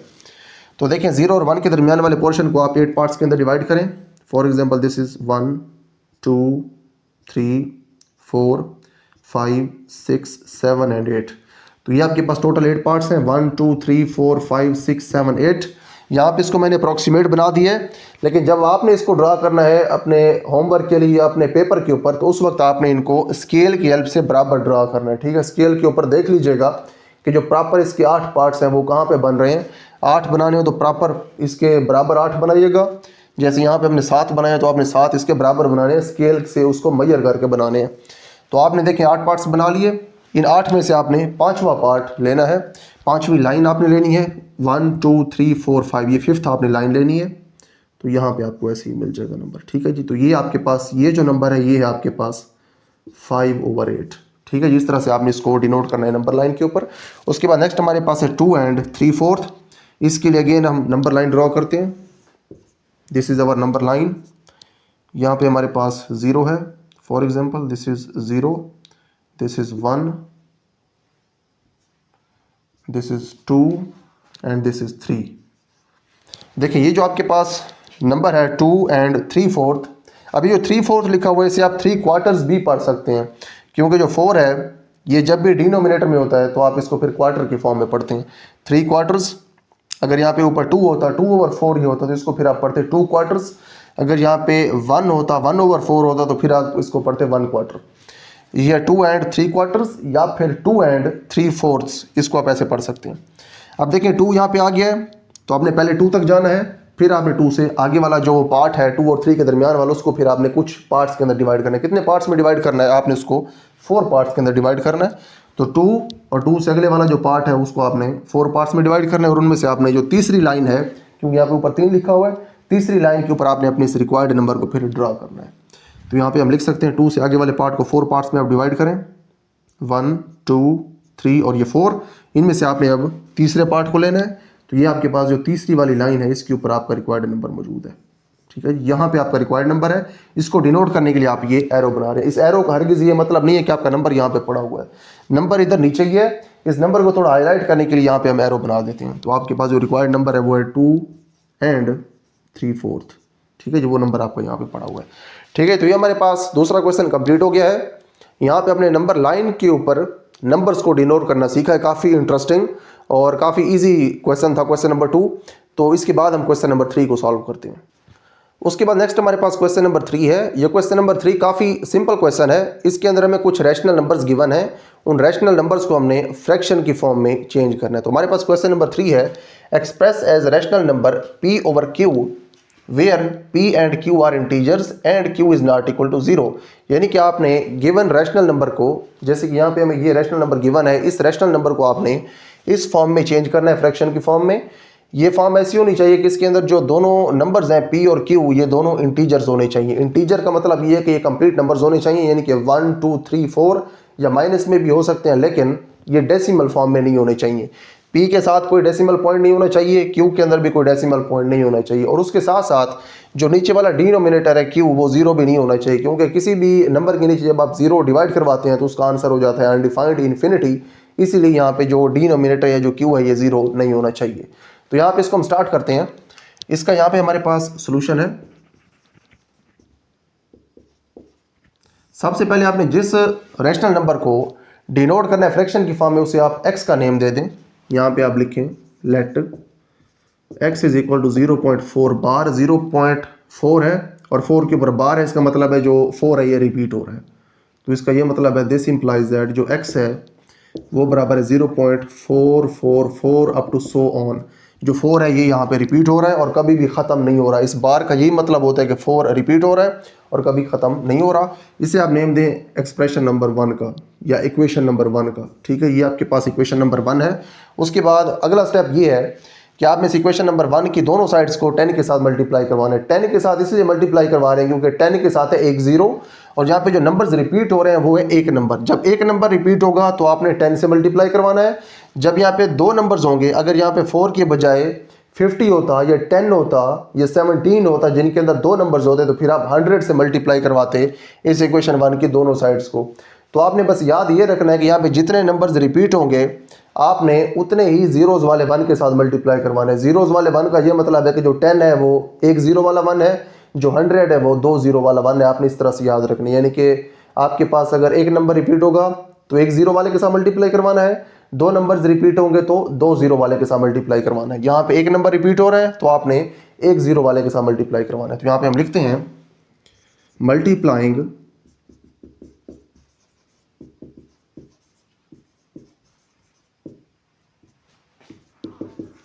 बोथ साइड्स ऑफ 1 विद 10 के साथ मल्टीप्लाई करवाएं 1 की दोनों साइड्स को। यहाँ पे अब लिखेंगे 1 इंप्लाइज दैट। इसका ये मतलब है 1 इंप्लाइज दैट का कि 1 से हमें ये पता चल रहा है, 1 से आपको क्या पता चल रहा है कि आप इसकी दोनों साइड्स को जब 10 से मल्टीप्लाई करवा रहे हैं तो ये x हो जाएगा 10x। और यहाँ पे जब आप इसको 10 से इस साइड को मल्टीप्लाई करवाएंगे तो आपका जो डेसिमल पॉइंट है वो एक यूनिट इधर हो जाएगा, राइट साइड के ऊपर मूव कर जाएगा। ये हो जाएगा 4.444 अप टू सो ऑन। 4 क्योंकि ख़त्म तो नहीं हो रहे, यहाँ पे हमने वैसे 4 यहाँ पे डिनोट करवाए हैं 3 बार। आप इसको 4 बार भी 4 को डिनोट करवा सकते हैं, 2 बार भी करवा सकते हैं, 1 बार भी करवा सकते हैं। जब तक ये डॉट 3 लगे हुए हैं इसका मतलब ये कभी ख़त्म नहीं हो रहे। तो देखें जब यहाँ पे आपने 10 से मल्टीप्लाई करवाया इसको तो ये 10x हो गया, और जब आपने इसको 10 से मल्टीप्लाई करवाया तो आपका जो डेसिमल पॉइंट है वो यहाँ से यहाँ पे शिफ्ट हो गया है इस तरह से। इसे आप नेम दें इक्वेशन नंबर 2 का। ठीक है जी, जो ओरिजिनल इक्वेशन थी वो थी इक्वेशन नंबर 1। उसके बाद जब आपने 10 से मल्टीप्लाई करवाया तो आपके पास बन गई इक्वेशन नंबर 2। अब आप इन दोनों इक्वेशंस को सब्ट्रैक्ट कर दें, आपस में मनफी कर दें इनको। तो वो कैसे करेंगे, आप लिखेंगे सब्ट्रैक्टिंग 1 फ्रॉम 2। आपने इक्वेशन नंबर 1 को इक्वेशन नंबर 2 में से माइनस करना है, उसको सब्ट्रैक्ट करना है। दो इक्वेशंस इस तरह से माइनस हो सकती हैं कि इस इक्वेशन की इस साइड को आप इसकी इस साइड से मनफी करवाएं और इस साइड को आप इसमें मनफी करवाएं, या इसमें से आप उसको सब्ट्रैक्ट करवाएं। ठीक है जी, जो राइट साइड है उसको राइट से सब्ट्रैक्ट करवाना है और लेफ्ट साइड को आपने लेफ्ट में सब्ट्रैक्ट करवाना है। इस तरह से आप दो इक्वेशंस को सब्ट्रैक्ट करवा सकते हैं। तो यहाँ पे हमारे पास अगर सब्ट्रैक्ट इनको हम करवाएं तो x को आपको 10x में से सब्ट्रैक्ट करवाना पड़ेगा। 10x माइनस x होगा यहाँ पे इज इक्वल टू, और इसमें से आपको ये माइनस करवाना है 4.444 up to so on minus 0.444 up to so on. ठीक है जी, आपने राइट साइड में से राइट को माइनस करवाया है, इसमें से आपने इसको माइनस किया है और इसमें से आपने इसको माइनस कर दिया, तो आपने इन दोनों इक्वेशंस को सब्ट्रैक्ट कर दिया। तो यहाँ पे 10x है और यहाँ पे 1x है। जब 10x में से 1x माइनस होगा तो पीछे बचेंगे 9x, यहाँ पे आ जाएगा 9x and this is equal to 4। ठीक है जी, 4 क्यों है, जो इसका डेसिमल पार्ट है वो सेम टू सेम यहाँ पे 0 का डेसिमल पार्ट है, लेकिन यहाँ पे 0 है। जब आप माइनस करेंगे तो इस 4 में से तो ये 0 माइनस हो जाएगी, तो 4 तो 4 ही रहना है, लेकिन ये जो डेसिमल पार्ट है सेम टू सेम वही डेसिमल पार्ट है जो इसका है। ठीक है जी, जब ये सेम डेसिमल पार्ट इसमें से माइनस होगा तो ये इसका पूरा डेसिमल पार्ट यहाँ से ख़त्म हो जाएगा, तो यहाँ पे सिर्फ 4 ही बच जाएगा जो कि यहाँ पे ऐसे बचा है। 9 को आप इस दोनों साइड्स के ऊपर डिवाइड करवा दें, दिस इम्प्लाइज दैट यहाँ से सिर्फ x बच जाएगा और x बराबर आ जाएगा 4/9 के। ठीक है, तो आपके पास यही आंसर है, यही आपने फाइंड करना था। x को आपने 4/9 बना दिया, p/q की फॉर्म में आप ले आए हैं। 4 और 9 दोनों इंटीजर्स भी हैं और जो नीचे वाला डिनोमिनेटर ये 0 भी नहीं है, तो आपकी रिक्वायर्ड फॉर्म आ चुकी है। तो यहाँ से हमने अब ये सीखा कि हमारे पास कोई भी नंबर हो तो वो आएगा यहाँ पे 4 और उसके नीचे 9 आएगा। जैसे यहाँ पे 4 रिपीट हो रहा था तो 4 ऊपर आया और नीचे आया 9। अगर हमारे पास कोई और नंबर हो, फॉर एग्जांपल 0.6 का बार हो, तो ये इस तरह से आएगा, 6 आएगा ऊपर और नीचे 9 आएगा। ठीक है, इसको मज़ीद सिंप्लीफाई करें तो ये हो जाएगा 2 और ये हो जाएगा 3, आंसर आ जाएगा 2/3। अगर आपके पास ऐसे 7 रिपीट हो रहा हो तो उसके बाद इसका जो आंसर आएगा फ्रैक्शन की फॉर्म में वो होगा 7/9, यानी कि जो नंबर रिपीट हो रहा होगा वो आएगा न्यूमरेटर के अंदर और 9 आएगा उसके डिनोमिनेटर के अंदर। ठीक है, इस तरह से नंबर होगा। x है 4/9 के बराबर, आपने डिनोट किसको करना था 0.4 बार को, तो आप x की जगह आप 0.4 बार लिखेंगे, ये आपका फिर आंसर होगा। 0.4 बार जो है ये बराबर है 4/9 के। ठीक है, ये आपके पास आंसर। उसके बाद आपने अब कमेंट्स के अंदर मुझे इसका आंसर बताना है कि अगर आपके पास फॉर एग्जांपल 0.5 का बार हो तो ये किसके बराबर होगा, और 0.3 हो तो इसका बार किसके बराबर होगा। ये जो दोनों है आपके पास क्वेश्चंस, इनका आपने मुझे कमेंट्स के अंदर आंसर बताना है कि 0.5 बार इस तरह से फ्रैक्शन की फॉर्म में कैसे लिखेंगे, और जो 0.3 का बार है ये हम फ्रैक्शन की फॉर्म में कैसे लिखेंगे। तो हमारे पास पहला क्वेश्चन कंप्लीट हो गया, इसका पहला पार्ट। उसके बाद हम इसका दूसरा पार्ट सॉल्व करते हैं। उसके बाद नेक्स्ट हमारे पास इसका दूसरा पार्ट है। इस पार्ट के अंदर 37 रिपीट हो रहा है, तो इसको भी हम वैसे सॉल्व करेंगे जैसे हमने पिछले पार्ट को सॉल्व किया था। This is our solution. सबसे पहले हम इसको सपोज करते हैं, let x is equal to 0.37 bar. जो 37 बार है इसका मतलब यह है कि 37 यहाँ पे रिपीट हो रहा है। दिस इंप्लाइज दैट जो x है ये बराबर है 0.37, 37 और 37, ये 37 ही रिपीट होता जा रहा है। ये है जी हमारे पास इक्वेशन नंबर 1। उसके बाद हम इक्वेशन नंबर 1 को पिछले स्टेप में हमने 10 से मल्टीप्लाई करवाया था पिछले पार्ट के अंदर, लेकिन यहाँ पे इसको हमने मल्टीप्लाई करवाना है 100 के साथ। 100 के साथ क्यों मल्टीप्लाई करवाना है, आप वो नंबर्स काउंट करें जो रिपीट हो रहे हैं। यहाँ पे रिपीट हो रहे हैं 2 नंबर्स, क्योंकि यहाँ पे 2 नंबर्स रिपीट हो रहे हैं, तो आपने 2 जीरोज वाले के साथ यानी कि 100 के साथ अब इसको मल्टीप्लाई करवाना है। तो यहाँ पे आप लिखेंगे मल्टीप्लाइंग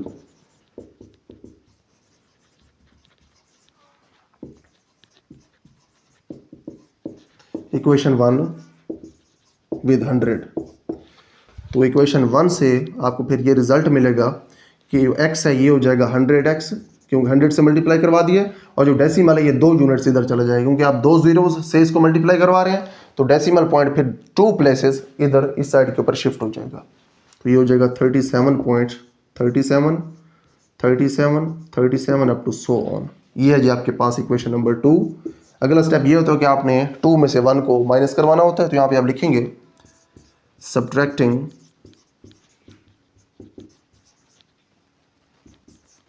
1 फ्रॉम 2। तो इसका फिर ये मतलब है कि आपने इस साइड में से इसकी कोरिस्पॉन्डिंग ये वाली साइड माइनस करनी है, और इस साइड में से आपने उसकी कोरिस्पॉन्डिंग साइड माइनस करनी है। 100x माइनस x हो जाएगा, और इसमें से आपने माइनस करनी है इसके कोरिस्पॉन्डिंग साइड माइनस, ये माइनस करनी है अप टू सो ऑन। जो डेसिमल पार्ट है ये वाला, और इधर भी यही सेम डेसिमल पार्ट है। तो डेसिमल पार्ट यहाँ से ख़त्म हो जाएगा माइनस होने की वजह से, तो पीछे सिर्फ 37 बचेगा। यहाँ से हमारे पास बचेगा 99x, और यहाँ पे बचेगा जस्ट 37। तो x यहाँ पे आपने बचाना है, तो आप 99 से दोनों को डिवाइड करवा देंगे। यहाँ पे x बचेगा और इधर बचेगा 37 ओवर 99। x आपने देखें किसके बराबर सपोज किया था, 0.37 बार के बराबर सपोज किया था। तो ये बराबर है आपके पास 0.37 bar is equal to 37 over 99। तो यहाँ से आपने ये सीखा कि जो भी 2 नंबर्स रिपीट हो रहे होंगे वही 2 नंबर्स फ्रैक्शन में ऊपर आएंगे और उनके नीचे आएगा 99। जैसे हमने पहले देखा था कि जो एक नंबर सिंगल नंबर रिपीट हो रहा होता था वो नंबर आता था, उसके नीचे 9 आता था। यहाँ पे 2 नंबर्स रिपीट हो रहे थे तो 2 नंबर्स आएंगे और 2 के नीचे फिर 2 9 आएंगे। जितने नंबर्स उतने नीचे 9। 2 नंबर्स हैं तो 2 नंबर्स ऊपर और 99 नीचे। अब आपने कमेंट्स में मुझे ये बताना है कि अगर हमारे पास ऐसे हो कि हमारे पास 31 रिपीट हो रहा हो तो उसकी फ्रैक्शन कैसे बनेगी। जैसे इसकी फ्रैक्शन बनी है 37 ओवर 99, आपने ये बताना है कि 31 जो है इसका जो बार है अगर ऐसे हो यानी कि 31 रिपीट हो रहा हो, 2 नंबर्स का ब्लॉक रिपीट हो रहा हो तो उसकी भी फ्रैक्शन कैसे बनेगी। इसी के साथ साथ अगर हमारे पास 25 हो तो इसके बार की फ्रैक्शन यानी कि 25 बार अगर यानी कि 25 अगर रिपीट हो रहा हो बार बार तो फिर इसकी फ्रैक्शन कैसे बनेगी। ये 2 आपने अब कमेंट्स के अंदर मुझे बताने हैं।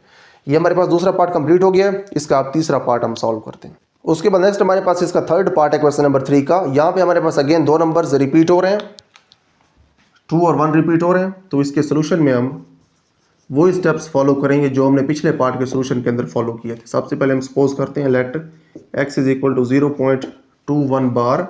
तो इसका मतलब ये है कि जो 2 1 है ये यहाँ पे रिपीट हो रहा है 2 1 2 1 2 1 up to so on. Equation number 1 है हमारे पास। उसके बाद आप इस इक्वेशन नंबर 1 को मल्टीप्लाई करवाएंगे 100 के साथ, multiplying equation 1 with 100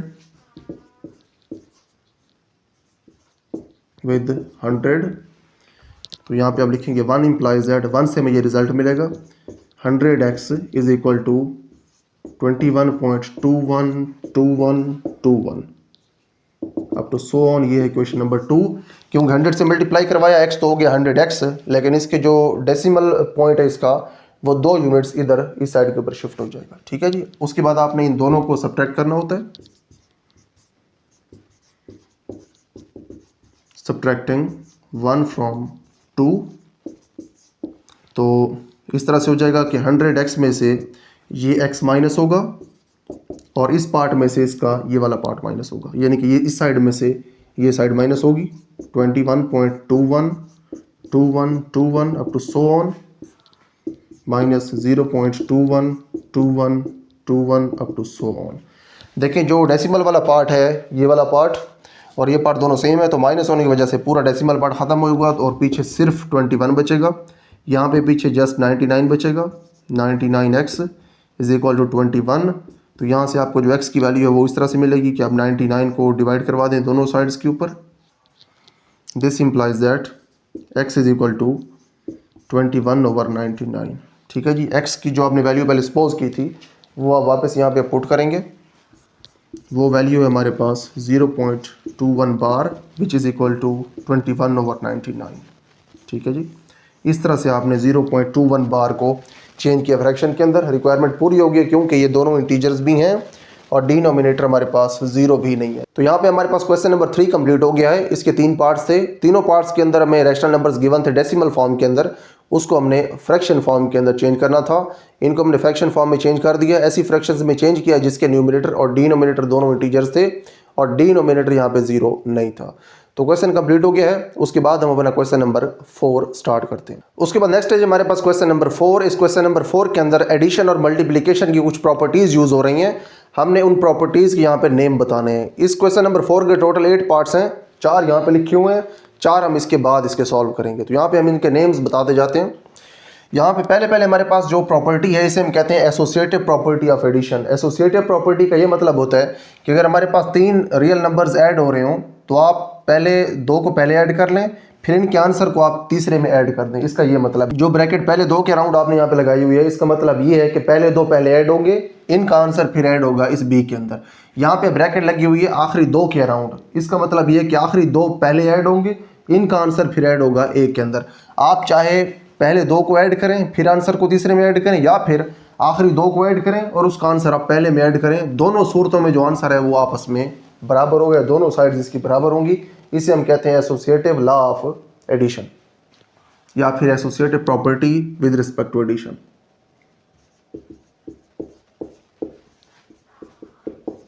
associative property over addition. ठीक है जी। ओवर एडिशन कह दें, विद रिस्पेक्ट टू एडिशन कह दें, दोनों ठीक है। ठीक है जी। Associative property over addition. उसके बाद नेक्स्ट हमारे पास अगेन एडिशन की एक प्रॉपर्टी है। यहाँ पे आप देख सकते हैं कि पहले स्क्वायर रूट ऑफ 2 है, उसके बाद स्क्वायर रूट ऑफ 3 है। यहाँ पे स्क्वायर रूट ऑफ 3 पहले है और स्क्वायर रूट ऑफ 2 बाद में, यानी कि आपने एडिशन के अंदर तरतीब चेंज कर दी है और तरतीब आप चेंज कर सकते हैं। यहाँ पे बराबर होने का मतलब ये है कि आप पहले इसको लिख दें, इसको बाद में लिख दें, या फिर इसको पहले लिख दें और इसको बाद में लिख दें। तरतीब एडिशन के अंदर आप चेंज कर सकते हैं। इसका नेम होता है कम्यूटेटिव प्रॉपर्टी ओवर एडिशन। ठीक है। दिस इज कम्यूटेटिव लॉ और कम्यूटेटिव प्रॉपर्टी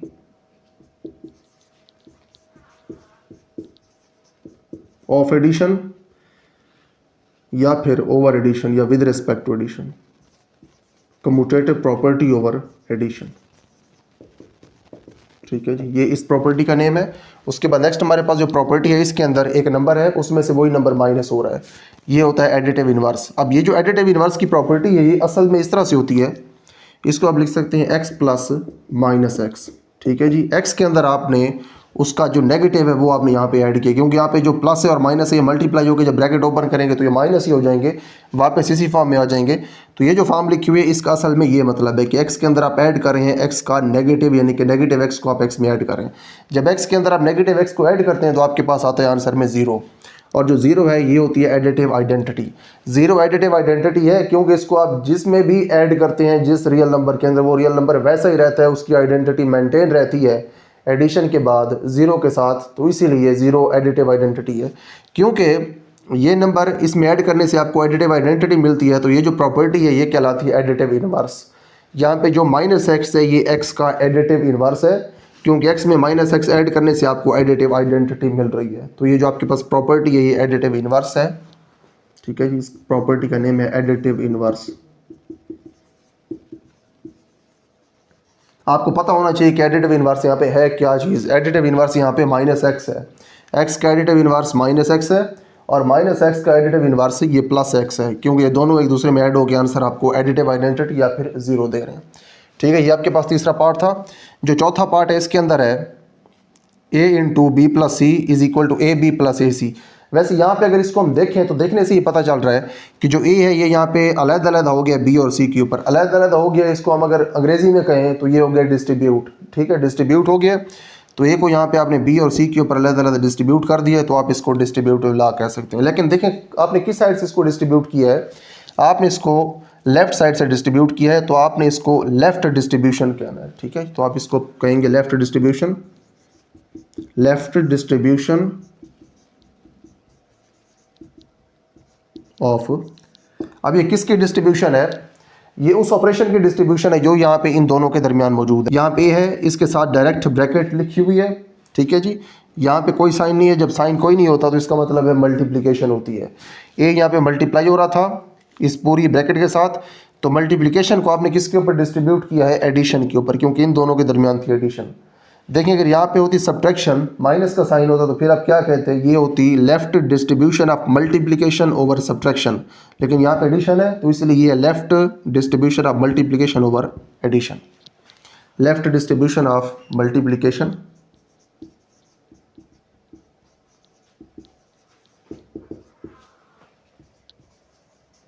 ओवर एडिशन।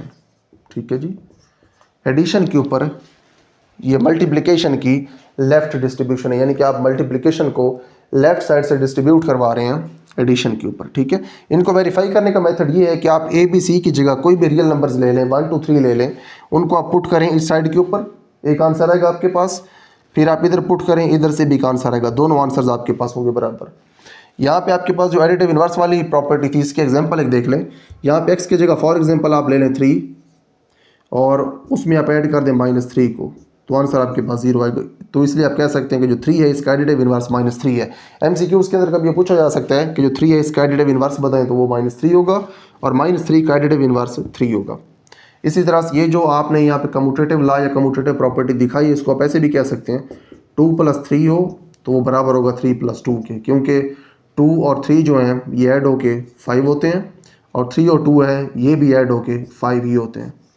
ठीक है जी, तो जिस साइड से आप मर्जी इसको प्रोसीड करें एडिशन को, आंसर सेम आना है। उसके बाद नेक्स्ट आपके पास ये वाली एसोसिएटिव प्रॉपर्टी थी ओवर एडिशन। इसको हम पहले डिस्कस कर चुके हैं कि आप पहले इन दोनों को ऐड कर दें, फिर तीसरे में आंसर को ऐड करें, या फिर आखिरी दो को ऐड करके आंसर आप पहले में ऐड कर दें, तो दोनों साइड्स का आंसर आपस में बराबर होगा। ये 4 पार्ट्स इसके हमने सॉल्व कर लिए, उसके बाद हम इसके अगले 4 पार्ट्स को सॉल्व करते हैं।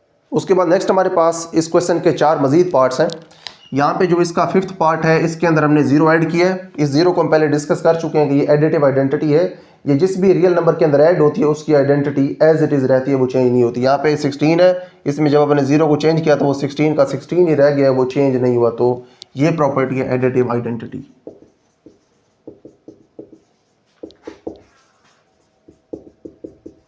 एडिटिव आइडेंटिटी पता होना चाहिए एडिटिव आइडेंटिटी है क्या, वो 0 होती है, क्योंकि 0 को किसी नंबर में ऐड करें तो वो चेंज नहीं होता, इसलिए 0 एडिटिव आइडेंटिटी है।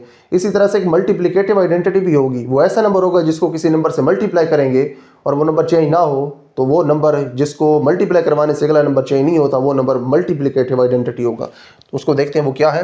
वो 0 की बजाय 1 है यहाँ पे, क्योंकि 1 को आप 100 से मल्टीप्लाई करें तो 100 आपको वापस एज इट इज़ मिल रहा है। मल्टीप्लाई करवाने से 100 चेंज नहीं हुआ, किसको मल्टीप्लाई करवाने से चेंज नहीं हुआ, 1 को, तो 1 यहाँ पे है मल्टीप्लिकेटिव आइडेंटिटी। जैसे 0 को ऐड करने से नंबर चेंज नहीं हुआ था तो 0 बन गया था एडिटिव आइडेंटिटी, उसी तरह से 1 को मल्टीप्लाई करवाने से नंबर चेंज नहीं हुआ तो 1 हो गया मल्टीप्लिकेटिव आइडेंटिटी। तो यहाँ पे लिखेंगे this property is multiplicative identity.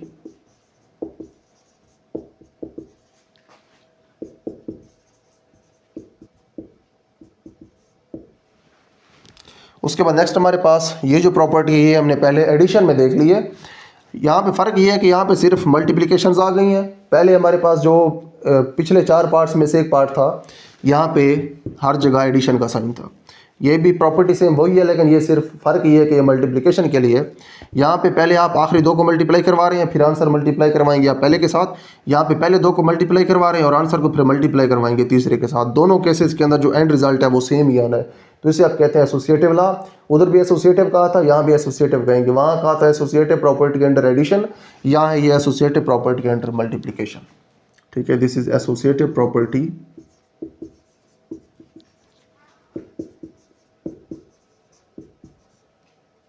Under multiplication, या फिर ओवर मल्टीप्लिकेशन, या फिर विद रिस्पेक्ट टू मल्टीप्लिकेशन, जो भी कहते हैं।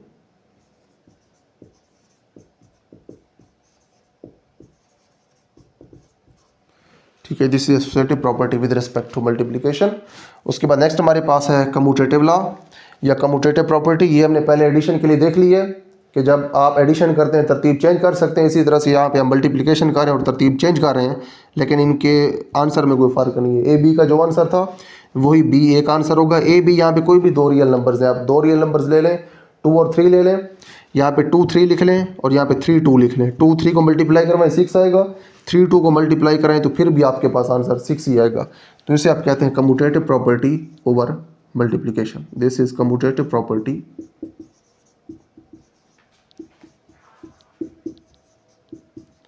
ओवर मल्टीप्लिकेशन, या फिर अंडर मल्टीप्लिकेशन, या फिर with respect to multiplication.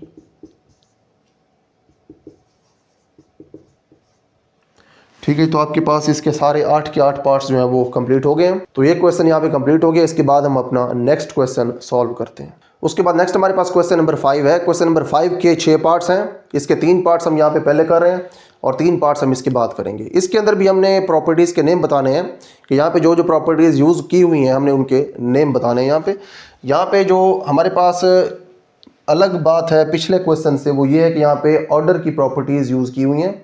Order की प्रॉपर्टीज़ इसलिए हैं क्योंकि यहाँ पे इनइक्वालिटी का साइन है कि 0 is less than 2 and -3 is less than -1। इसी तरह से a is less than b। यहाँ पे ऑर्डर यूज़ किया गया है, तो जो प्रॉपर्टीज़ यहाँ पे अब यूज़ होंगी वो ऑर्डर की प्रॉपर्टीज़ होंगी। यहाँ पे आप देख सकते हैं कि जो -3 है ये -1 से छोटा है, तो इसका मतलब ये है कि 0 2 से छोटा है। इसका मतलब कैसे है कि 0 2 से छोटा है? आप इस इनइक्वालिटी की दोनों साइड्स के ऊपर अगर 3 को ऐड कर दें इस तरह से, -3 + 3, इधर भी 3 ऐड कर दें और आप इधर -1 के अंदर भी 3 ऐड कर दें, तो देखिए आंसर क्या बनता है। -3 + 3 0 आएगा, ठीक है, लेस देन, और जो -1 है इसमें अगर आप 3 ऐड करें तो साइन दोनों को डिफरेंट है, सब्ट्रैक्ट होंगे, 2 आएगा यहाँ पे, और साइन आता है बड़े नंबर वाला, प्लस आएगा तो +2 यहाँ पे आ गया आपके पास। ठीक है जी, 0 इज़ लेस देन 2। तो देखें क्या आपके पास जो साइन है इनइक्वालिटी का वही रहा है, बिल्कुल वही रह गया है, क्योंकि ये साइड पहले छोटी थी, अगेन वही साइड छोटी है, और जो साइड बड़ी थी वही साइड अब बड़ी है। तो आपने अब यहाँ पे क्या किया है, आपने यहाँ पे सिंपली एक नंबर ऐड कर दिया दोनों साइड्स के ऊपर। दोनों साइड्स के ऊपर जब आपने नंबर ऐड किया तो इनइक्वालिटी की फॉर्म तो चेंज हो गई है, नंबर तो दोनों साइड्स के ऊपर चेंज हो गए, लेकिन ये वाला जो ऑर्डर है ये यहाँ पे चेंज नहीं हुआ, ऑर्डर सेम वही रहा है। तो आपने यहाँ पे नंबर ऐड किया दोनों साइड्स के ऊपर और उससे ऑर्डर चेंज नहीं हुआ, तो वो क्योंकि नंबर आपने ऐड किया है तो इसीलिए एडिटिव प्रॉपर्टी है। तो इस प्रॉपर्टी का जो नेम है वो एडिटिव प्रॉपर्टी। ठीक है जी, दिस इज एडिटिव प्रॉपर्टी। उसके बाद ये जो आपके पास तीसरा पार्ट है इसका, इसको हम पहले कर रहे हैं क्योंकि इसके साथ रिलेट कर रहे हैं, ये भी एडिटिव प्रॉपर्टी है। ये क्यों एडिटिव प्रॉपर्टी है अभी हम देखते हैं। This is additive property.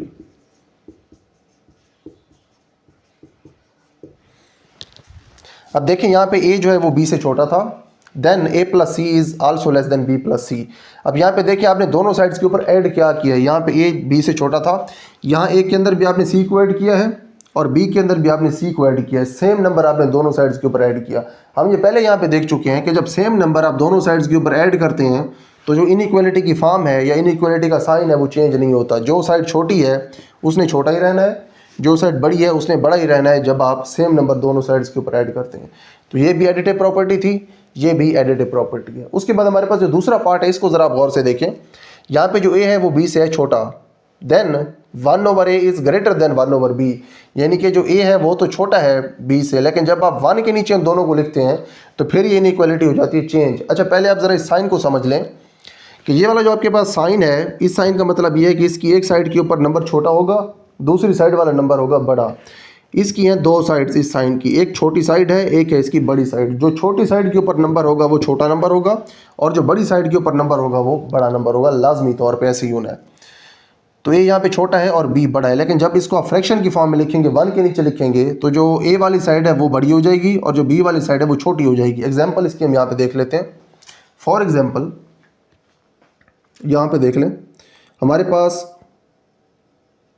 2 हो और हमारे पास ए को 4, तो जो 2 है ये छोटा है और 4 बड़ा है। लेकिन हम अगर ऐसे करें कि 2 को 1 के नीचे डिवाइड करवा दें और 4 को भी ऐसे करवा दें, 1/2 कर दें और हम यहाँ पे 1/4 कर दें, तो देखें जो 1/2 है इसका मतलब है आधा, ठीक है, एक का आधा हिस्सा। लेकिन जो 1/4 है इसका मतलब है 1/4, एक की चौथाई, एक का चौथा हिस्सा। तो बड़ा कौन सा हुआ? आधा जो है वो बड़ा है और जो चौथाई हिस्सा है वो कम है। हम जानते हैं क्योंकि हम रियल लाइफ के अंदर भी ये चीज़ यूज़ करते रहते हैं कि जो आधा है वो ज़्यादा होता है और जो चौथाई हिस्सा होता है वो कम होता है। ये है हाफ और ये है 1/4, तो हाफ ज़्यादा है और 1/4 है कम, ठीक है जी।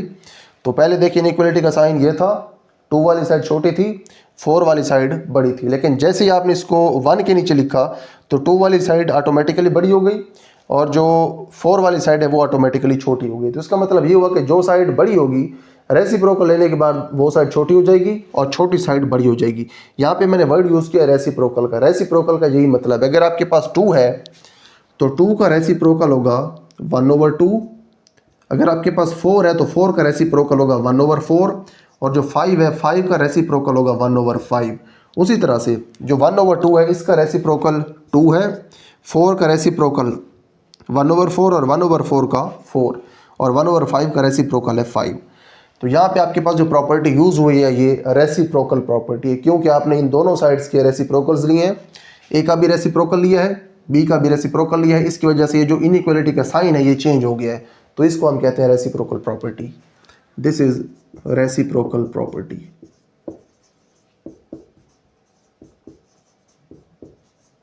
तो हमारे पास ये 3 पार्ट्स हो गए हैं, उसके बाद हम अपने अगले 3 पार्ट्स सॉल्व करते हैं। उसके बाद नेक्स्ट हमारे पास इसके अगले 3 पार्ट्स हैं, इनको हम देख लेते हैं। यहाँ पे हमारे पास जो पहली प्रॉपर्टी है इसका नेम है मल्टीप्लिकेटिव प्रॉपर्टी, दूसरी ये प्रॉपर्टी भी मल्टीप्लिकेटिव है और ये प्रॉपर्टी है इसका नेम है ट्राइचोटोमी प्रॉपर्टी। ये प्रॉपर्टीज़ पहले नेम इनके लिख लेते हैं, फिर इनको एक्सप्लेन करते हैं कि इनके ये नेम क्यों है। पहली प्रॉपर्टी है मल्टीप्लिकेटिव प्रॉपर्टी,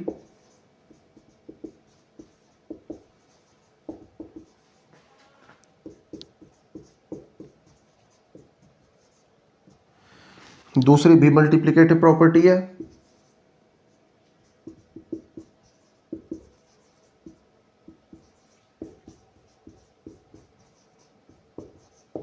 और तीसरी जो है ये है ट्राइचोटोमी प्रॉपर्टी। इसको यहाँ पे हम नीचे लिख लेते हैं, दिस इज ट्राइचोटोमी प्रॉपर्टी। अब देखिए जो ट्राइचोटोमी प्रॉपर्टी है इसका क्या मतलब? इसका मतलब ये है कि आपके पास सिर्फ और सिर्फ 3 पॉसिबिलिटीज़ हैं जब भी आपके पास कोई 2 रियल नंबर्स हों। फॉर एग्जांपल हमारे पास 2 रियल नंबर्स हैं ए और बी, तो इसके लिए सिर्फ 3 पॉसिबिलिटीज़ हैं। Either A is greater than B, यानी कि या तो ए बी से बड़ा होगा, और या फिर ए बी के बराबर होगा, और या फिर ए बी से छोटा होगा, यानी कि A is less than B. इन 3 के अलावा कोई और 2 नंबर्स के लिए हमारे पास कोई भी पॉसिबिलिटी नहीं है। यानी कि 2 नंबर्स अगर हों, या तो उनमें से जो पहला नंबर होगा वो दूसरे से बड़ा होगा, या फिर वो दूसरे के बराबर होगा, या फिर वो दूसरे से छोटा होगा। इन तीनों में से कोई एक उनके दरमियान रिलेशन एग्जिस्ट करेगा, कोई चौथा रिलेशन उन दोनों के दरमियान एग्जिस्ट नहीं कर सकता। तो रियल नंबर्स की इस प्रॉपर्टी को हम ट्राइचोटोमी प्रॉपर्टी कहते हैं। उसके बाद पहली जो दोनों यहाँ पे प्रॉपर्टीज़ लिखी हुई है मल्टीप्लिकेटिव प्रॉपर्टीज़। मल्टीप्लिकेटिव प्रॉपर्टीज़ इसलिए हैं क्योंकि ये मल्टीप्लिकेशन से रिलेटेड है। यहाँ पे हमारे पास लिखा हुआ है कि जो ए सी है इनकी मल्टीप्लिकेशन अगर बी सी से छोटी हो और जो सी है ये ग्रेटर हो 0 से। 0 से ग्रेटर होने का मतलब ये है कि ये 0 से बड़ा है, यानी कि ये पॉजिटिव नंबर है। अगर सी कोई पॉजिटिव नंबर हो और वो इस तरह से यहाँ पे ए और बी के साथ मल्टीप्लाई किया हुआ पहले से लिखा हुआ हो, तो जो साइड छोटी है वो साइड छोटी ही रहेगी उसके बाद सी के ख़त्म होने के बाद, और जो साइड बड़ी है वो साइड बड़ी ही रहेगी।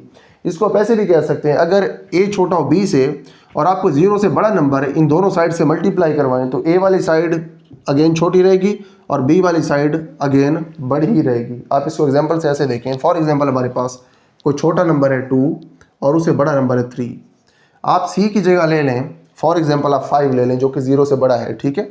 5 मल्टीप्लाई करवा दें दोनों के साथ, 2 के साथ भी मल्टीप्लाई करवा दें 5, और आप 3 के साथ भी 5 को मल्टीप्लाई करवा दें। ठीक है जी, 2 5s are 10 and 3 5s are 15। तो ये साइड आप देख सकते हैं कि अभी भी छोटी है, तो यहाँ पे आप लिख सकते हैं ये वाला साइन। ठीक है, 2 वाली साइड छोटी थी, 2 वाली साइड अगेन छोटी है, 3 वाली साइड बड़ी थी, 3 वाली साइड अगेन बड़ी है, क्योंकि आपने दोनों नंबर्स को मल्टीप्लाई करवाया है एक पॉजिटिव नंबर के साथ, यानी कि 0 से बड़े नंबर के साथ। जब 0 से बड़े नंबर के साथ मल्टीप्लाई करवाते हैं तो जो साइड छोटी है वो साइड छोटी रहती है और जो साइड बड़ी है वो साइड बड़ी रहती है, क्योंकि मल्टीप्लाई करवा रहे हैं, इसलिए इसको मल्टीप्लिकेटिव प्रॉपर्टी कहते हैं। उसके बाद आप देखें अपनी दूसरी मल्टीप्लिकेटिव प्रॉपर्टी के यहाँ पे क्या फ़र्क। यहाँ पे फ़र्क ये है कि ये साइड छोटी थी, ये साइड बड़ी थी, लेकिन जैसे ही आपने सी से मल्टीप्लाई करवाया या डिवाइड, यहाँ पे आपने डिवाइड करवाया है, तो ये साइड बड़ी हो गई है जो छोटी थी, और जो बड़ी साइड थी वो छोटी हो गई है। ठीक है, ए वाली साइड छोटी थी अब बड़ी हो गई है, बी वाली साइड बड़ी थी अब वो छोटी हो गई। क्यों ऐसे हो गया, इसको हम पहले रिवर्स करके देखते हैं कि पहले हम बड़ा नंबर लेंगे, इधर छोटा नंबर लेंगे, उसके साथ किसी नेगेटिव नंबर को मल्टीप्लाई करवाएंगे। यहाँ पे जो सी है ये है 0 से छोटा, ये छोटा होने का साइन है। 0 से छोटा होने का मतलब ये कि वो नेगेटिव नंबर है। हम पहले रियल लाइन देख चुके हैं, जो 0 से छोटे नंबर्स होते हैं वो 0 से लेफ्ट साइड के ऊपर होते हैं रियल लाइन के ऊपर, और वो नेगेटिव नंबर्स होते हैं। जब आप किसी भी इनइक्वालिटी को नेगेटिव नंबर से मल्टीप्लाई करवाते हैं तो वो इनइक्वालिटी जो है वो चेंज हो जाती है। फॉर एग्जांपल हमारे पास दो नंबर्स हैं, 2 इज़ लेस देन 5। अगर आप इन दोनों साइड्स को -2 से मल्टीप्लाई करवा दें, 2 को भी -2 से मल्टीप्लाई करवाएं और आप 5 को भी -2 से मल्टीप्लाई करवाएं, इन दोनों का आंसर हो जाएगा -4 और इन दोनों का आंसर हो जाएगा -10। और हम जानते हैं कि नेगेटिव नंबर्स के अंदर जितना मैग्नीट्यूड बड़ा होता है वो नंबर उतना ही छोटा होता है। तो ये साइड छोटी हो गई है और ये साइड बड़ी हो गई है। ठीक है, ये साइड छोटी और ये साइड हो गई है बड़ी। पहले देखें 2 वाली साइड छोटी थी, लेकिन जैसे ही आपने नेगेटिव नंबर से मल्टीप्लाई करवाया तो इनइक्वालिटी आपकी हो गई चेंज, 2 वाली साइड अब बड़ी हो गई है और 5 वाली जो बड़ी साइड थी वो अब हो गई छोटी। आप रियल लाइन के ऊपर इनको ड्रा करके भी देख लें कि ये इस तरह से क्यों है। यहाँ पे आपके पास होता है 0, नेगेटिव नंबर्स होते हैं इधर, जो -4 है ये आपके पास पहले आएगा और जो -10 है ये आपके पास रियल लाइन के ऊपर बाद में आएगा इधर। और हम जानते हैं कि रियल लाइन के ऊपर जो नंबर्स होते हैं वो इस साइड के ऊपर बड़े होते हैं और इस साइड के ऊपर छोटे होते हैं। जैसे यहाँ पे 0 है, 0 छोटा नंबर है, उसके बाद 1 आता है वो उससे बड़ा होता है, और उसके बाद 2 आता है वो उससे बड़ा होता है, उसके बाद 3 आता है वो उससे बड़ा होता है। उसी तरह से -10 छोटा नंबर है, इसके बाद आने वाले सारे नंबर इससे बड़े हैं। -10 के बाद आता है -4, इसलिए -4 बड़ा है और -10 छोटा है, तो इसलिए हमने इनइक्वालिटी यहाँ पे चेंज कर दिया है।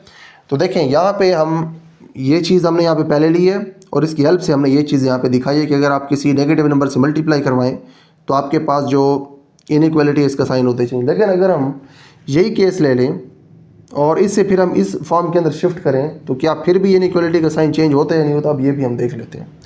फॉर एग्जांपल हमारे पास कोई नंबर है यहाँ पे -6 और ये नंबर फॉर एग्जांपल छोटा है -4 से।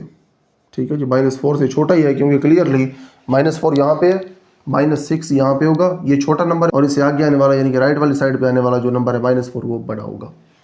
तो -4 बड़ा है और -6 से छोटा।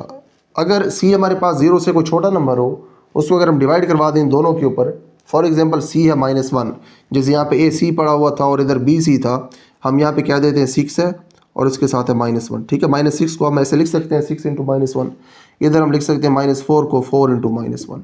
ठीक है जी, -1 को आप दोनों साइड्स के ऊपर अगर डिवाइड करवा दें, इधर भी -1 से इधर भी -1 से, तो जो इनइक्वालिटी है जो पहले इस तरफ थी वो अब उस तरफ हो जाएगी। ठीक है, इनइक्वालिटी आपकी ऐसे चेंज होगी कि ये वाली जो साइड पहले छोटी थी ये बड़ी हो जाएगी और वो बड़ी वाली साइड छोटी है, क्योंकि आपने नेगेटिव नंबर से डिवाइड करवाया है। इधर आपने नेगेटिव नंबर को दोनों साइड से ख़त्म करवा दिया, ये हो गया 6 इज़ ग्रेटर देन 4। हम जानते हैं कि जो 6 है वो 4 से बड़ा ही होता है।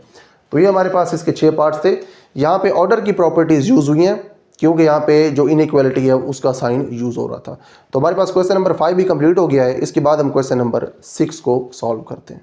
उसके बाद नेक्स्ट हमारे पास इस एक्सरसाइज का लास्ट क्वेश्चन है, क्वेश्चन नंबर 6। इस क्वेश्चन के अंदर हमने दो नंबर्स के दरमियान दो रैशनल नंबर्स फाइंड करके दिखाने हैं। तो यहाँ पे हमारे पास इसका पहला पार्ट है, find to rational numbers between 1/3 and 1/4। हमने 1/3 और 1/4 के दरमियान दो रैशनल नंबर्स फाइंड करके दिखाने हैं। तो इसके लिए हम पहले इन दोनों की एवरेज लेंगे, वो हमारे पास पहला रैशनल नंबर होगी, फिर उस एवरेज और 1/4 या फिर 1/3 के साथ हम उसकी अगेन एवरेज लेंगे, तो हमारे पास फिर दूसरा रैशनल नंबर आ जाएगा। तो आइए हम इसको कैलकुलेट करते हैं।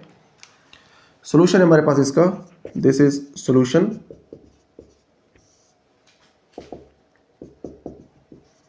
फर्स्ट वी फाइंड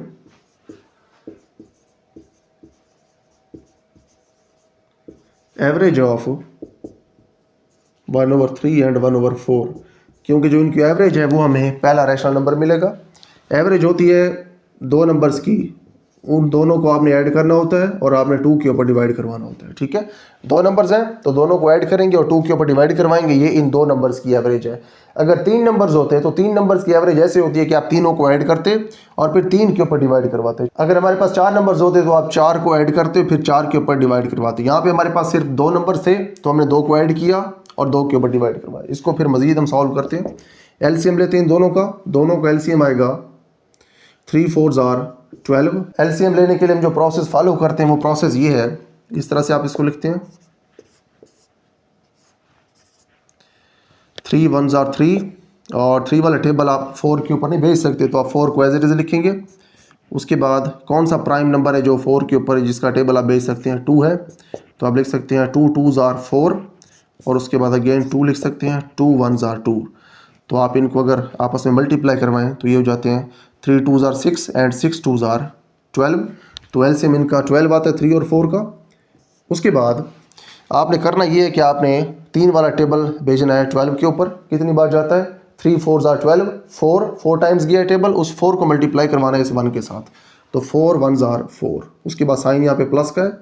उसके बाद इस 4 वाला टेबल 12 के ऊपर भेजना है, 4 3s are 12, 3 टाइम्स गया टेबल, 4 3s are 12, उस 3 को मल्टीप्लाई करवाना है इस 1 के साथ, 3 1s are 3। ठीक है, उसके बाद नीचे 2 है, ये वैसे ही रहने दें। तो ये बराबर है हमारे पास 4 और 3 को ऐड करेंगे तो 7 होगा। नीचे हमारे पास 12 है और जो 2 है ये डिवाइड हो रहा है इस पूरी फ्रैक्शन के ऊपर, तो आप इसको इधर डिवीजन में लिख दें। उसके बाद आप इसको मल्टीप्लिकेशन में जब चेंज करेंगे तो आपको 2 का रेसिप्रोकल लिखना है, यानी कि 1/2 लिखना पड़ेगा। उसके बाद जो न्यूमरेटर्स हैं उन्हें आपस में मल्टीप्लाई करवा दें और जो डिनोमिनेटर्स हैं उन्हें आप आपस में मल्टीप्लाई करवा दें। 7 और 12 2s are 24। तो ये आपके पास पहला रैशनल नंबर आ गया। ठीक है जी, आपने एवरेज कैलकुलेट की इन दोनों नंबर्स की, तो दोनों नंबर्स की जो एवरेज है वो उन दोनों के दरमियान होती है और वो उन दोनों के दरमियान हमें एक रैशनल नंबर मिल गया। ये हमारे पास पहला रैशनल नंबर है। दूसरा रैशनल नंबर कैलकुलेट करने के लिए हमारे पास अब 2 रास्ते हैं। हम इस रैशनल नंबर की एवरेज ले सकते हैं 1/3 के साथ, तो हमें दूसरा रैशनल नंबर मिल जाएगा, या फिर हम इसी नंबर की एवरेज ले लें 1/4 के साथ, तो हमें दूसरा रैशनल नंबर इस तरह भी मिल जाएगा। तो हम इस नंबर की एवरेज लेते हैं 1/4 के साथ, हमें इस तरह से दूसरा रैशनल नंबर मिलेगा। यहाँ पे हम लिखते हैं नाउ वी टेक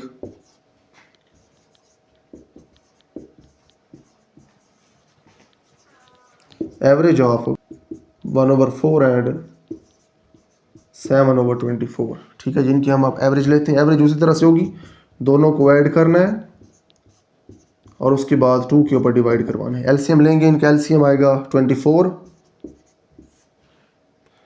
4 6 are 24, 6 को मल्टीप्लाई करवाएंगे फिर 1 के साथ। उसके बाद 24 1s are 24, उस 1 को मल्टीप्लाई करवाएंगे आप 7 के साथ तो 7 आएगा। नीचे आएगा आपके पास 2, उसी तरह से 6 और 7 को ऐड करेंगे तो 13 और नीचे 24 और डिवाइड हो रहा है ये 2 के ऊपर, तो 2 इधर आ जाएगा डिवीजन में। ठीक है, ये क्योंकि पूरी फ्रैक्शन के ऊपर 2 डिवाइड हो रहा था तो हमने आगे इसको सिंप्लीफाई करने के लिए 2 को ऐसे डिवीजन के साइन में लिख दिया। अच्छा देखें ये एलसीएम 24 कैसे आ गया, ये भी यहाँ पे आप देख लें। इसके साथ भी यहाँ पे आपके पास एक नंबर 4 है और एक नंबर है 24, तो 4 वाला टेबल भेज दें, 4 1s are 4 and 4 6s are 24। अब 6 वाला टेबल भेज दें, ये 1 के ऊपर तो जाता नहीं है, 1 को वैसे लिखें एंड 6 1s are 6। ठीक है, इन दोनों को मल्टीप्लाई करवाएं तो 4 6s are 24। ठीक है, तो इस तरह से एलसीएम लिया हमने। और उसके बाद अभी जो डिवीजन में 2 लिखा हुआ है इसे आपने मल्टीप्लिकेशन में चेंज करना है, तो इसका रेसिप्रोकल आ जाएगा मल्टीप्लाइड बाय 1/2। न्यूमरेटर्स को मल्टीप्लाई करवाएं 13 और डिनोमिनेटर्स को मल्टीप्लाई करवाएं तो 48। ये है जी आपके पास दूसरा रैशनल नंबर। पहला रैशनल नंबर ये था, दूसरा रैशनल नंबर ये आ गया है, तो हमारे पास 1/3 और 1/4 के दरमियान ये 2 रैशनल नंबर्स आ चुके हैं। तो यहाँ पे हम लिख सकते हैं hence 7/24 and 13/48 are 2 rational numbers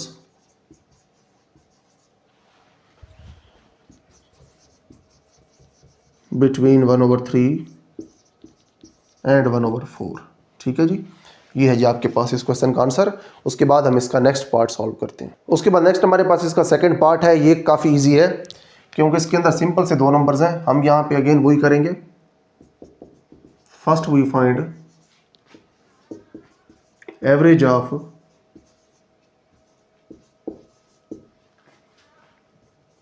three and four. 3 और 4 की एवरेज फाइंड करेंगे तो पहला रैशनल नंबर आएगा, फिर उस रैशनल नंबर की एवरेज आप 3 या 4 के साथ फाइंड करेंगे तो दूसरा रैशनल नंबर आ जाएगा। तो एवरेज इस तरह से फाइंड होगी 3 + 4/2। दो नंबर्स हैं, दोनों को ऐड करके 2 पे डिवाइड करवाएंगे 7/2। ठीक है, ये आपके पास है पहला रैशनल नंबर। अब इस रैशनल नंबर की आप 4 के साथ एवरेज फाइंड कर लें। यहाँ पे हम लिखते हैं now we find average of 7/2 and 4।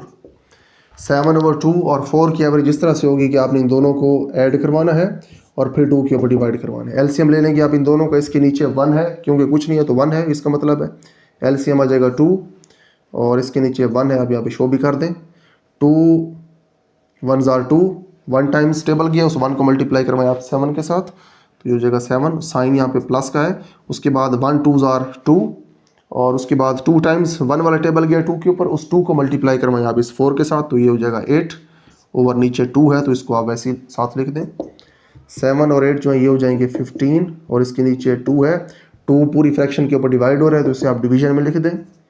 उसके बाद फिर इसको आप चेंज करेंगे मल्टीप्लिकेशन में तो इसका आपको रेसिप्रोकल लेना पड़ेगा, 1/2 करना पड़ेगा। इसको न्यूमिनेटर्स को मल्टीप्लाई करवाएं और फिर डिनोमिनेटर्स को मल्टीप्लाई करवाएं तो आपके पास दूसरा रैशनल नंबर आ जाएगा। ठीक है जी, तो आपके पास 2 रैशनल नंबर आ चुके हैं। लिख सकते हैं हैंस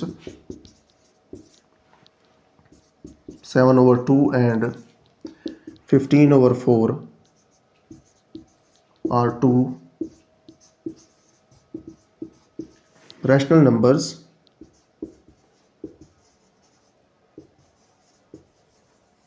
between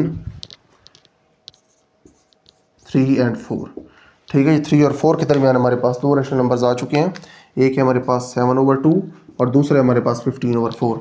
देखिए यहाँ पे हमने जो एवरेज ली है 7/2 और 4 की, आप ये 7/2 और 3 की एवरेज भी ले सकते हैं। ठीक है, इस तरह से आपके पास कोई डिफरेंट रैशनल नंबर आएगा लेकिन वो होगा इनके दरमियान ही, वो भी आंसर ठीक ही होगा।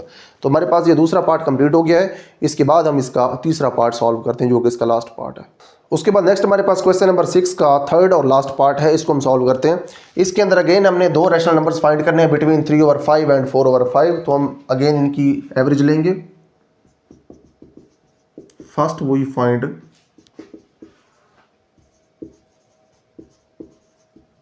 Average of 3/5 and 4/5। ठीक है, एवरेज लेने के लिए आप इन दोनों को ऐड करते हैं और उसके बाद आप इन दोनों को डिवाइड करवाते हैं 2 के ऊपर। एलसीएम इन दोनों का 5 आएगा, ऊपर 3 आएगा, यहाँ पे 4 आएगा और नीचे वही 2 आएगा। दिस इज इक्वल टू 7/5 और नीचे 2 है। जो 2 है इसको आप डिवीजन में साथ लिख सकते हैं।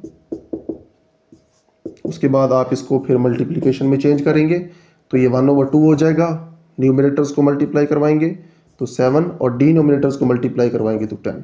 ये है जी आपके पास पहला रैशनल नंबर। इस रैशनल नंबर की अगर अब आप एवरेज ले लें इसके साथ या इसके साथ तो आपके पास दूसरा रैशनल नंबर आएगा। हम इसकी दूसरे नंबर के साथ एवरेज लेते हैं। ठीक है, तो यहाँ पे हम लिखते हैं now we take average of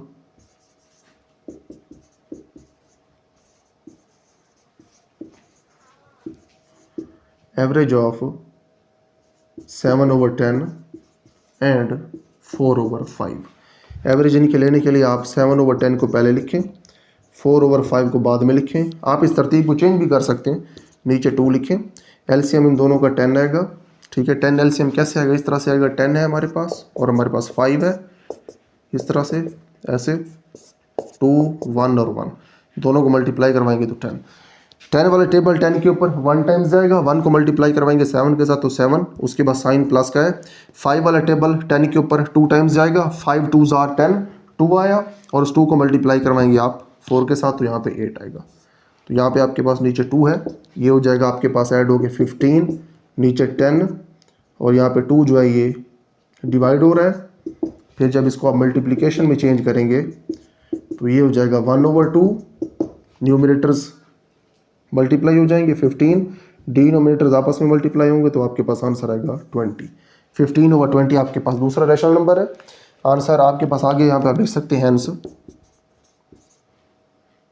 7/10, जो पहली आपके पास एवरेज है वो, एंड जो दूसरी एवरेज है ये वाली 15/20 आर टू रैशनल नंबर्स